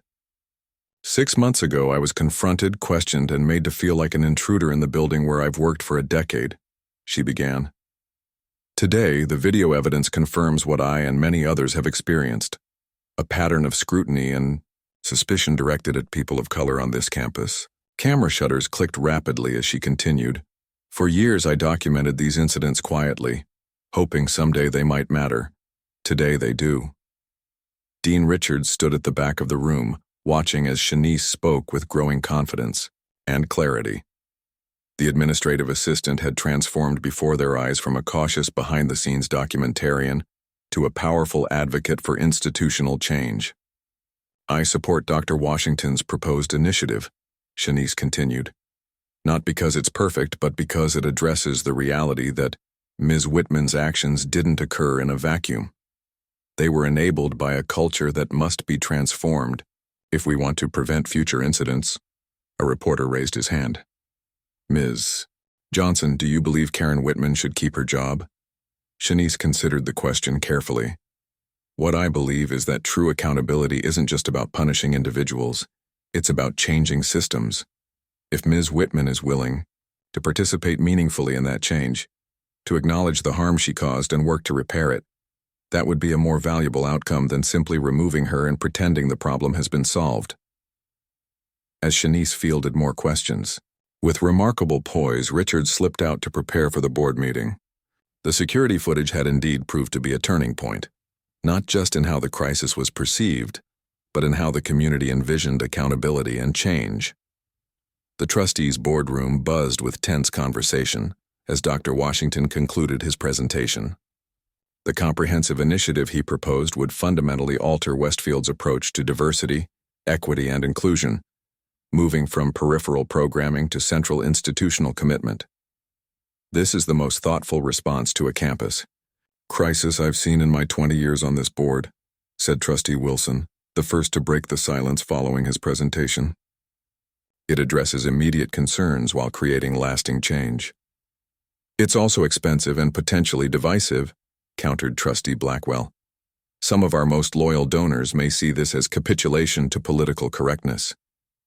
With respect, Washington replied, framing equity and inclusion as political correctness rather than fundamental justice is precisely the mindset this initiative aims to address. President Caldwell stepped in diplomatically.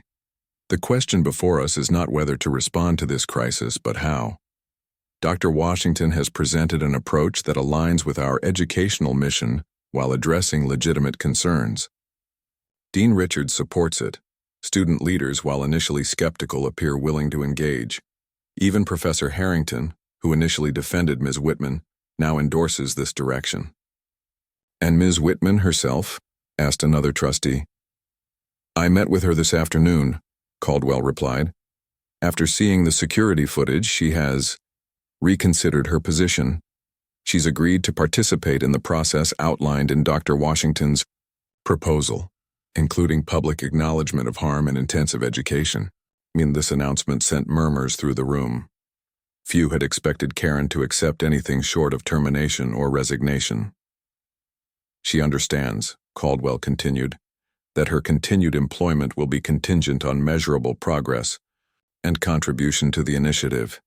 She knows the path will be difficult, but she's chosen to take it rather than simply fight for her job through grievance procedures. The trustees debated for another hour, raising concerns about cost, implementation, challenges, and potential backlash. Washington addressed each question directly, neither minimizing difficulties nor compromising on core principles. Finally, Trustee Wilson called for a vote. We can continue discussing details indefinitely, but the fundamental question is whether we support this direction. I move that we approve Dr. Washington's initiative in principle, with details to be finalized by the implementation committee he's proposed. The motion passed, not unanimously, but by a comfortable margin. As the meeting adjourned, Washington found himself surrounded by trustees offering congratulations and, more importantly, commitments to support the initiative both financially and publicly. Dean Richards approached, a rare smile softening her usually composed expression. Transformation over punishment, she said quietly. You've given this institution a gift, Dr. Washington, the opportunity to be better than its history. The hard work begins now, he reminded her. Yes, she agreed, but for once it feels like work worth doing. Karen Whitman sat alone in her living room, staring at the blank document on her laptop screen. The cursor blinked insistently, waiting for words she wasn't sure she could find. President Caldwell had been clear. Her continued employment depended first on a public statement acknowledging the harm she had caused. Not the carefully crafted non-apology she had previously offered, but a genuine reckoning with her actions and their impact. How did one begin such a statement? I'm sorry seemed woefully inadequate. "I didn't mean to," rang hollow in the face of documented patterns. "I'm not racist" was both defensive and beside the point. The blank page mocked her attempts to formulate a response that didn't center her own feelings, her own fear, her own self-image. Every sentence she attempted began with "I" and circled back to her intentions rather than the impact of her actions. Her phone buzzed with a text from Professor Harrington. "Remember, this isn't about defending yourself. It's about listening, learning, and growing." Easy for him to say, Karen thought bitterly. His reputation wasn't in tatters. His career wasn't hanging by a thread. His entire self-concept hadn't been shattered. And yet, as painful as this moment was, a small voice within her whispered that perhaps it was necessary. Perhaps the discomfort she felt now was the beginning of growth she had avoided for decades. She took a deep breath and began typing. "To the Westfield community, especially those I have harmed through my actions." The words came slowly, painfully, each one requiring her to push past defensiveness and denial. This wasn't the statement she wanted to write, but perhaps it was the one she needed to write, the first step on a path she never expected to travel, but which now offered her only way forward. Outside her window, the autumn sun was setting over Westfield's historic campus. The institution stood at its own crossroads, poised between comfortable tradition and necessary transformation. The path forward would not be easy for any of them. Karen, Dr. Washington, Dean Richards, the students, or the university itself. But for perhaps the first time since the crisis began, a genuine turning point had been reached. Not an ending, but a new beginning. Challenging, uncomfortable, and absolutely necessary. Westfield. Part 7. The Proposal. The Peterson Auditorium had never been so full. Students sat in the aisles, faculty members stood along the walls, and a livestream broadcast the proceedings to 3 overflow rooms across campus. News cameras lined the back wall, their red lights blinking like mechanical eyes watching history unfold. Dr. Marcus Washington stood at the podium, his measured voice carrying through the sound system as he outlined the comprehensive initiative that had consumed his waking hours for the past week. The Westfield Equity and Inclusion Collaborative isn't merely a response to a single incident, he explained, navigating through his presentation slides with deliberate pacing. It's a recognition that meaningful change requires structural transformation, not just individual consequences. He detailed the initiative's 5 pillars: mandatory education for all faculty, staff, and administration, restructured hiring and retention practices, curriculum development focused on inclusive pedagogy, expanded support for affinity groups, and a dedicated research component to assess outcomes and refine approaches. At the heart of this initiative, Washington continued, is a fundamental question. What does true accountability look like? Does it mean simply removing individuals who exhibit problematic behavior? Or does it mean creating systems that address the underlying conditions that enable such behavior while providing paths for genuine growth and restoration? A tense murmur rippled through the audience as he reached the most controversial aspect of his proposal. Ms. Karen Whitman has agreed to participate directly in this initiative, Washington announced. Not as a passive recipient of training, but as an active contributor to our collective education, sharing her journey from unconscious bias to greater awareness. Her continued employment will be contingent on measurable progress and meaningful contribution, with regular assessment, by a diverse oversight committee. Hands shot up throughout the auditorium. Washington nodded to the first raised hand. With all due respect, Dr. Washington, began a black student near the front. Why should Karen Whitman keep her job when her actions have been so clearly documented? Isn't this just another example of a white person facing no real consequences? That's a fair question, Washington replied. And if our goal is punishment, termination would indeed be the obvious choice. But if our goal is transformation, both individual and institutional, I believe there's more potential impact in having Ms. Whitman engage directly with the harm she caused and contribute to preventing similar harm in the future. Zoe Chen stood up next, her expression thoughtful. I've been wrestling with this proposal since Dr. Washington first shared it with us, she admitted. Part of me still wants the satisfaction of seeing Karen Whitman face immediate consequences. But I've come to believe that Dr. Washington's approach offers something more valuable: the possibility of genuine institutional change rather than symbolic action. Her statement seemed to shift the energy in the room. From her seat in the front row, Dean Richards watched with growing admiration. Washington had transformed a potential public relations disaster into an opportunity for the university to lead. Karen Whitman sat nervously in the small meeting room of the university's counseling center, her hands clasped tightly in her lap. Across from her, Shanice Johnson arranged her notes with deliberate care, neither rushing to fill the awkward silence nor making eye contact. This meeting, the first of many required as part of Karen's accountability process, had been arranged by the implementation committee with professional mediators present. Dr. Lydia Morales, a psychologist specializing in restorative justice, sat between them, while Professor Harrington observed quietly from the corner, his presence requested by both women for different reasons. "Thank you both for agreeing to this difficult conversation," Dr. Morales began. "The purpose today isn't to resolve everything, but to begin a process of understanding and eventually healing. Ms. Whitman, perhaps you could start by sharing what you hope to gain from this process?"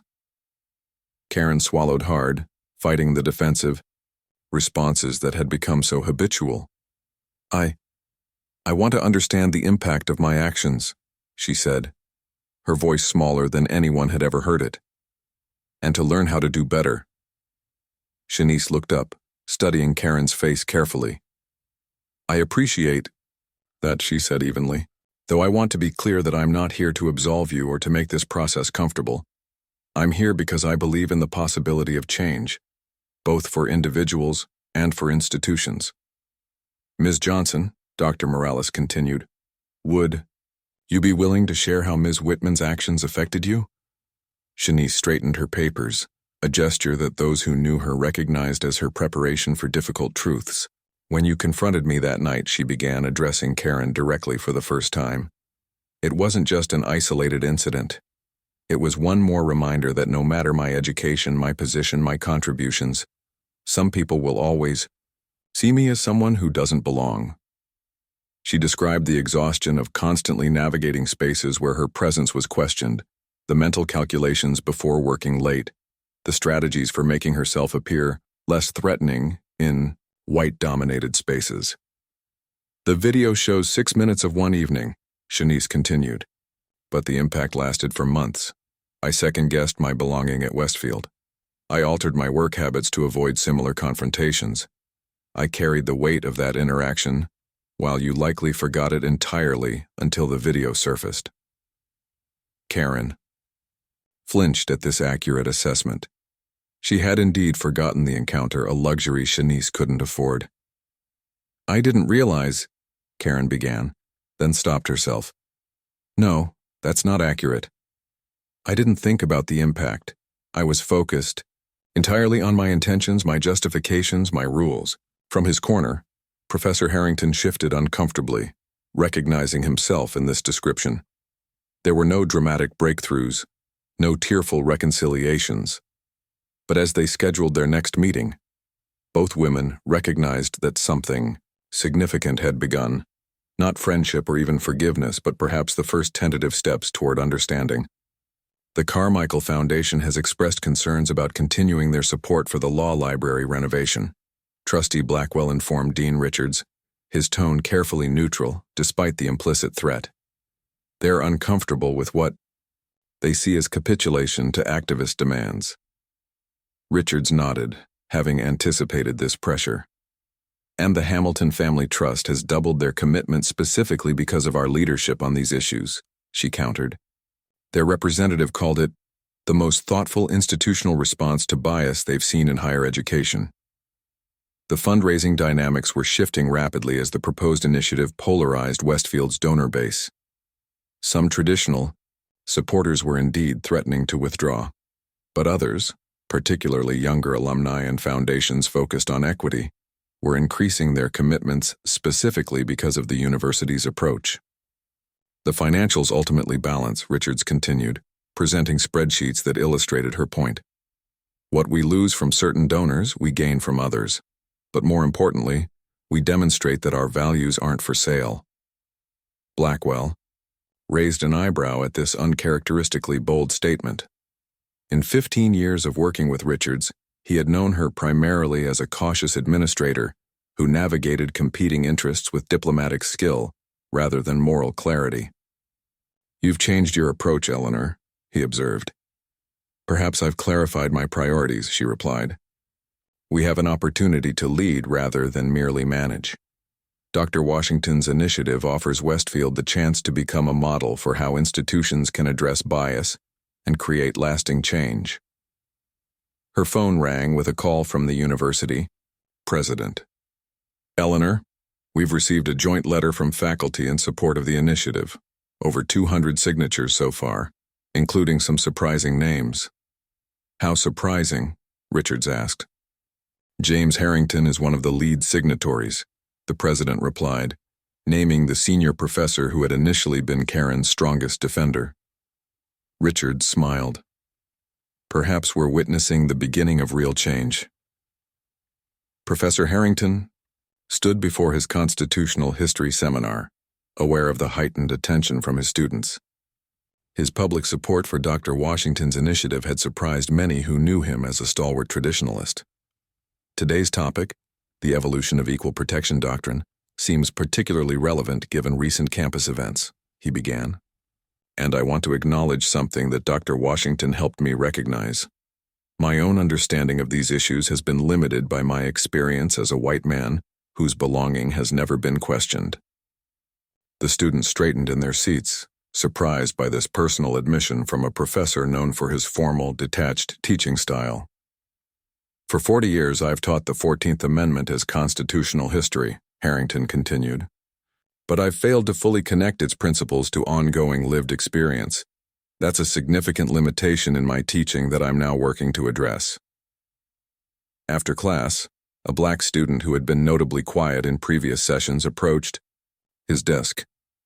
"Professor Harrington, I appreciate what you're trying to do. It makes a difference." Harrington nodded, unexpectedly moved. "I have much to learn, Ms. Jackson, but I'm finally ready to begin." Dr. Washington sat in his office reviewing the latest batch of emails responding to his initiative. For every message of support, there was another criticizing him for being too lenient with Karen Whitman. A knock at his door interrupted his reading.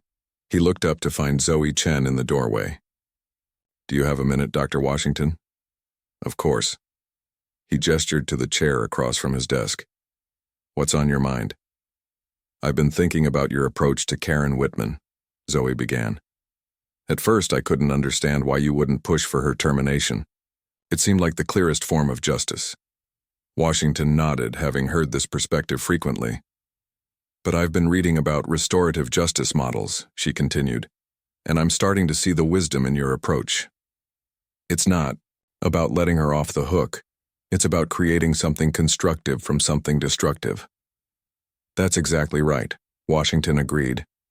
"Though I understand why many see it as insufficient. There's a natural desire for punitive consequences. The thing is," Zoe said thoughtfully, "firing Karen would be momentarily satisfying, but it wouldn't change the culture that enabled her behavior. And it might even create backlash that would make deeper change more difficult." Washington smiled. "You sound like you've been doing some serious thinking about this." "I have," Zoe acknowledged, "and I want to help. The Student Coalition has voted to support your initiative with the condition that we have representation on the implementation committee. We want to ensure accountability measures remain robust." "I think that's entirely reasonable," Washington replied.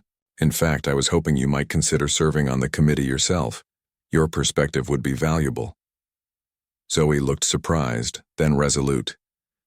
"I'd be honored, and I'll hold everyone accountable, including you, Dr. Washington." He laughed. "I would expect nothing less." Karen sat across from her therapist, Dr. Rebecca Lewis, fighting the urge to defend, explain, and justify. These twice-weekly sessions were part of her accountability plan, a requirement she had initially resented but was slowly beginning to value. You mentioned feeling exposed after your conversation with Shanice, Dr. Lewis noted. Can you say more about that? Karen shifted uncomfortably. It's like I've spent my life seeing myself as the good person, the rule follower, the one maintaining standards. And now I'm being asked to consider that those very qualities might have caused harm. That's a profound identity shift, the therapist observed. How are you managing that? Not well, Karen admitted with unexpected candor. Part of me still wants to insist that everyone else is wrong, that I'm being unfairly treated. But then I watch those videos, and I see myself through others' eyes, and I can't deny the pattern. Recognizing patterns is an important step, Dr. Lewis encouraged. What else are you noticing? Karen was quiet for a moment. I've been thinking about what Dr. Washington said about the surveillance of black bodies in white spaces. At first I dismissed it as academic jargon, but I've been observing my own reactions when I see people of color in different contexts, and there's something there, a different kind of attention, a set of assumptions I didn't realize I was making. As the session continued, Karen moved between resistance and recognition, between defensiveness and genuine reflection.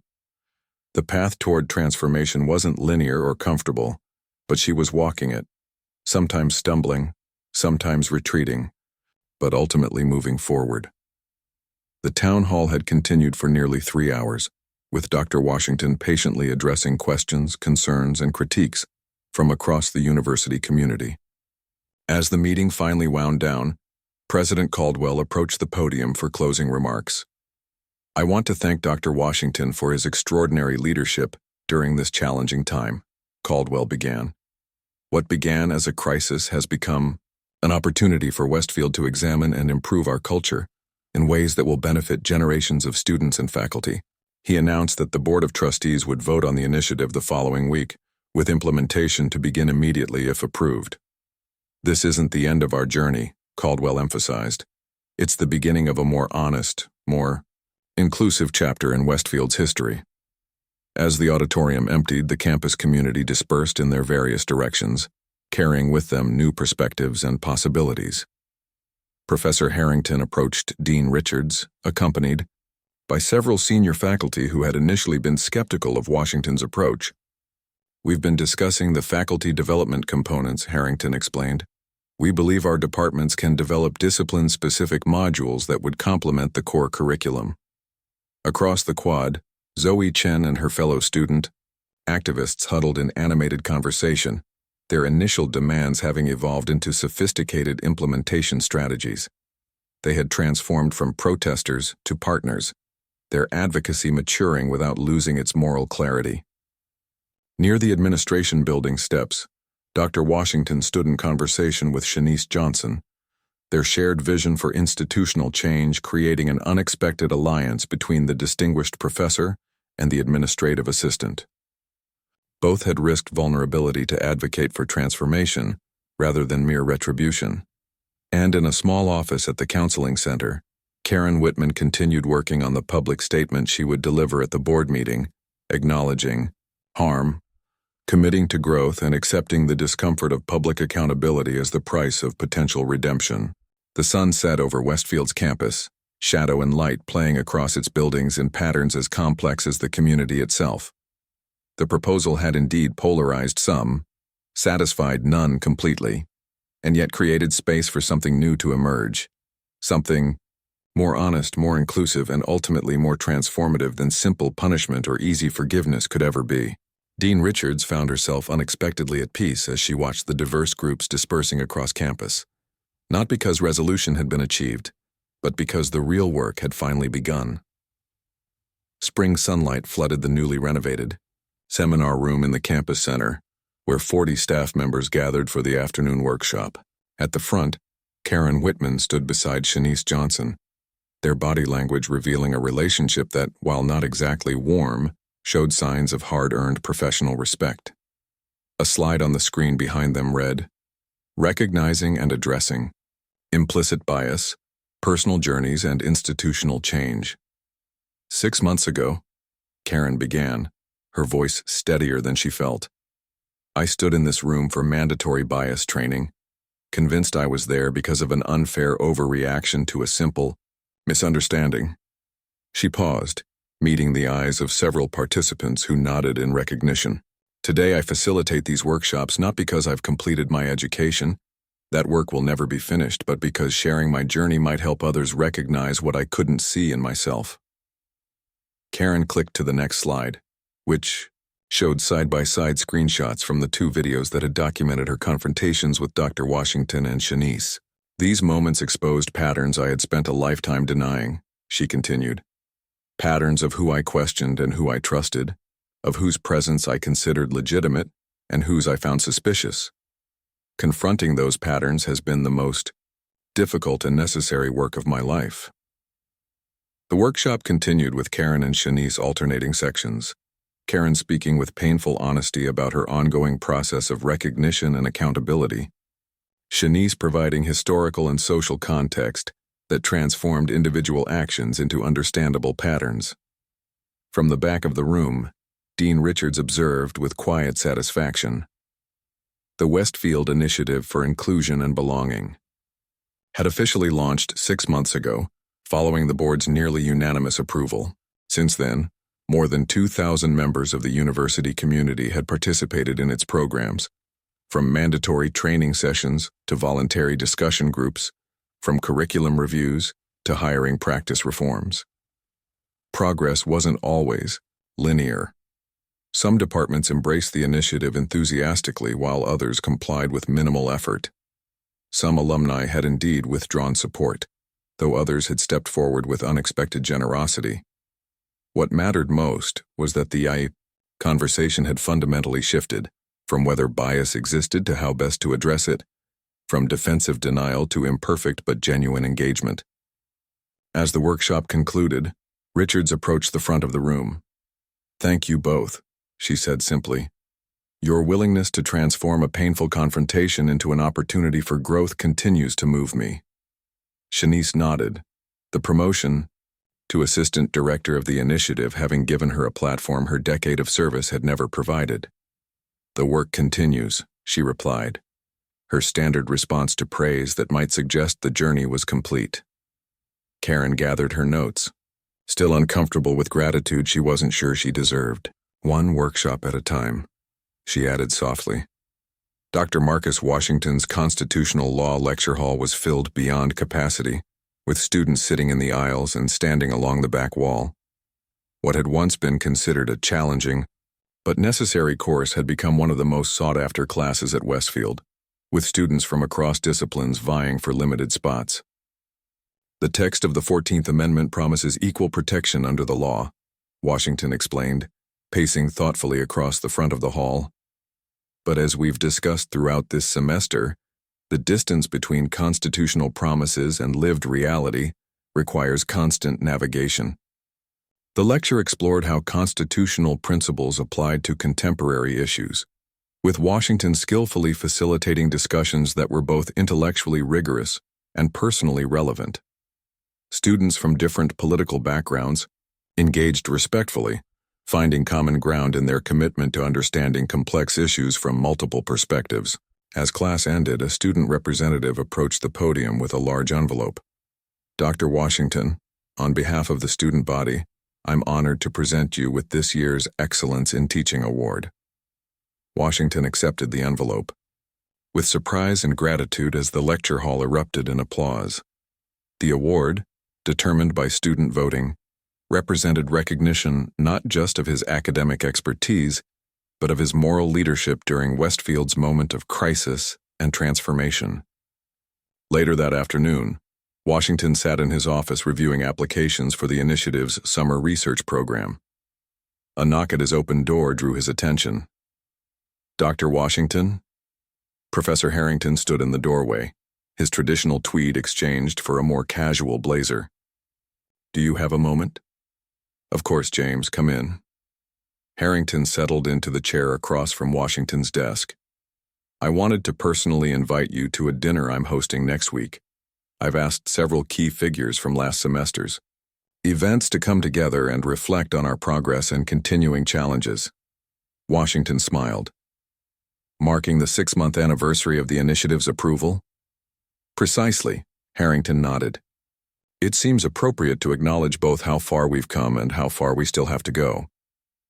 Washington studied the senior professor thoughtfully. Of all the transformations he'd witnessed over the past 6 months, Harrington's might be the most surprising. From reflexive defender of tradition to thoughtful advocate for change. I'd be honored to attend, Washington replied. Who else have you invited? Dean Richards, of course, Shanice Johnson and Karen Whitman, Zoe Chen and several other student leaders. A small group but representative of the different perspectives that shaped our approach. As Harrington left, Washington turned to the window overlooking the historic quad, where his confrontation with Karen had occurred. The incident that might have derailed his career had instead become a catalyst for institutional change that extended far beyond his initial hopes. His phone buzzed with a text from the dean of another prestigious law school, asking if he would consult on their diversity initiatives. It was the 4th such request in recent months, as news of Westfield's thoughtful approach had spread through academic circles. Washington typed a polite deferral. His work at Westfield remained unfinished, his commitment to this community deepening rather than diminishing as the initial crisis receded into institutional memory. Zoe Chen sat at her laptop in the campus newspaper office, putting the finishing touches on her article for the special edition marking the initiative's 6-month milestone. Her byline now identified her not just as a first-year law student, but also as the undergraduate representative on the initiative's oversight committee. 6 months later, Assessing Westfield's Transformation, read the headline. Her article balanced acknowledgement of genuine progress with clear-eyed assessment of ongoing challenges. The Westfield Initiative for Inclusion and Belonging has undeniably changed campus culture.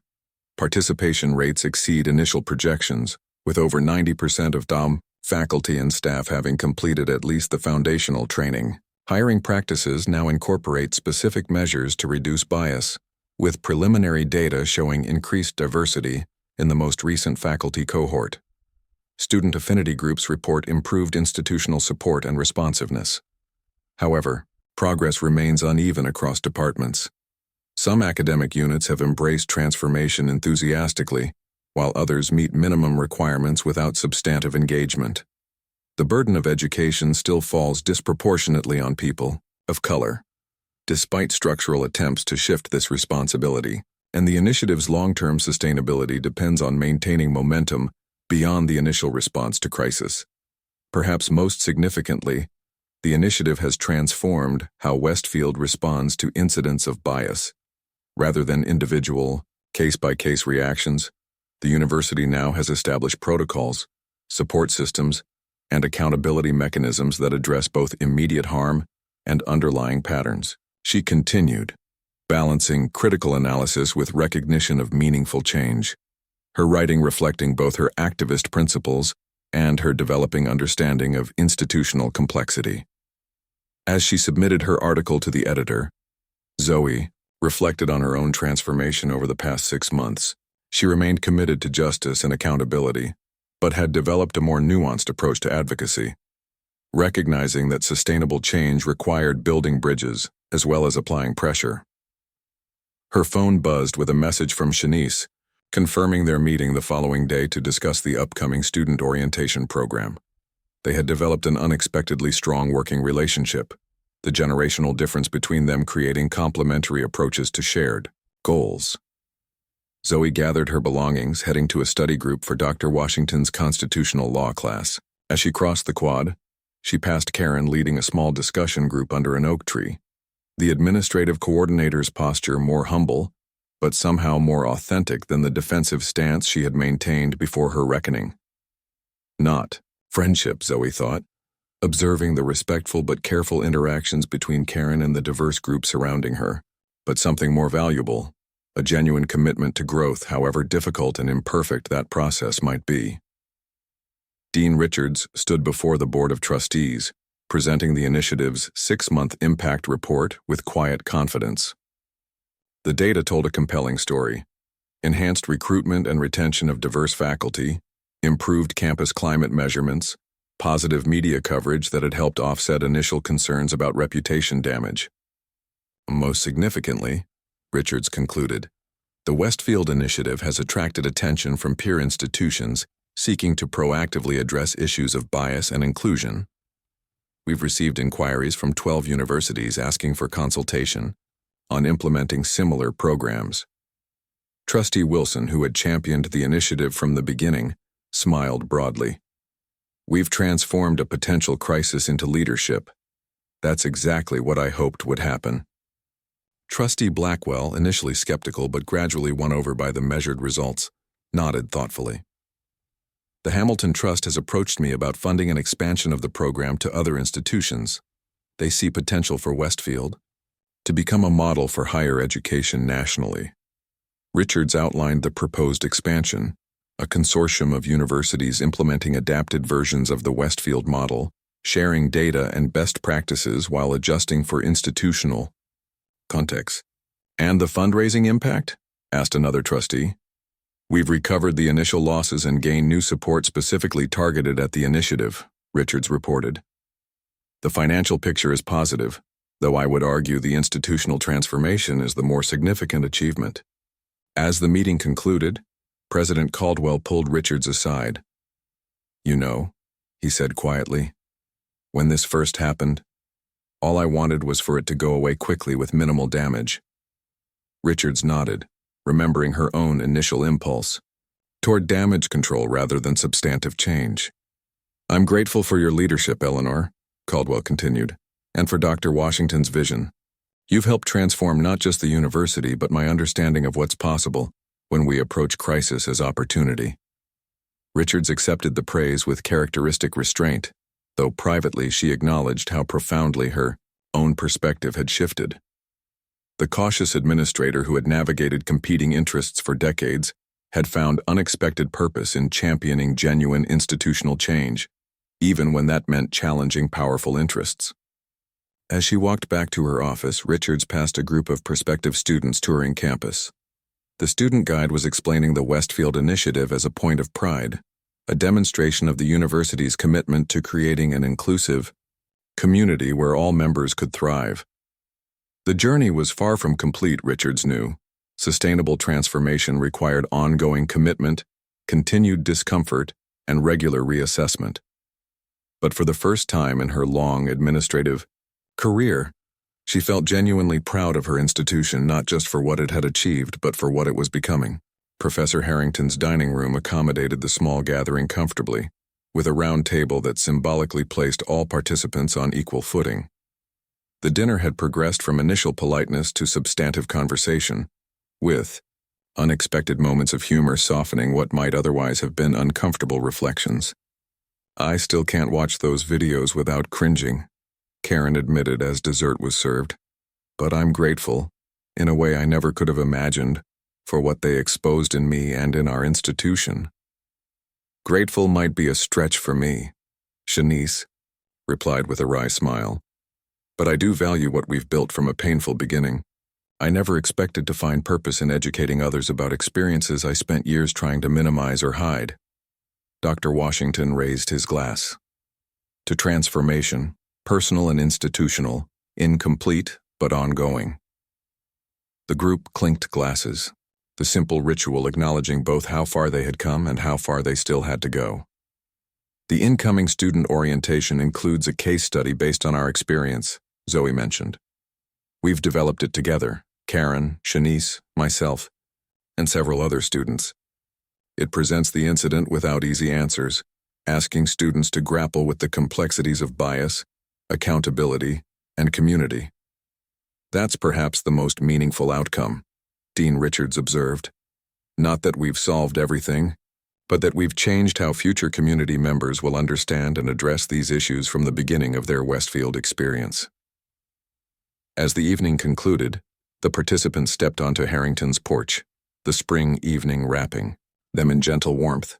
Across campus, lights glowed in windows where students studied, faculty prepared for tomorrow's classes, and staff ensured the university's operations continued smoothly.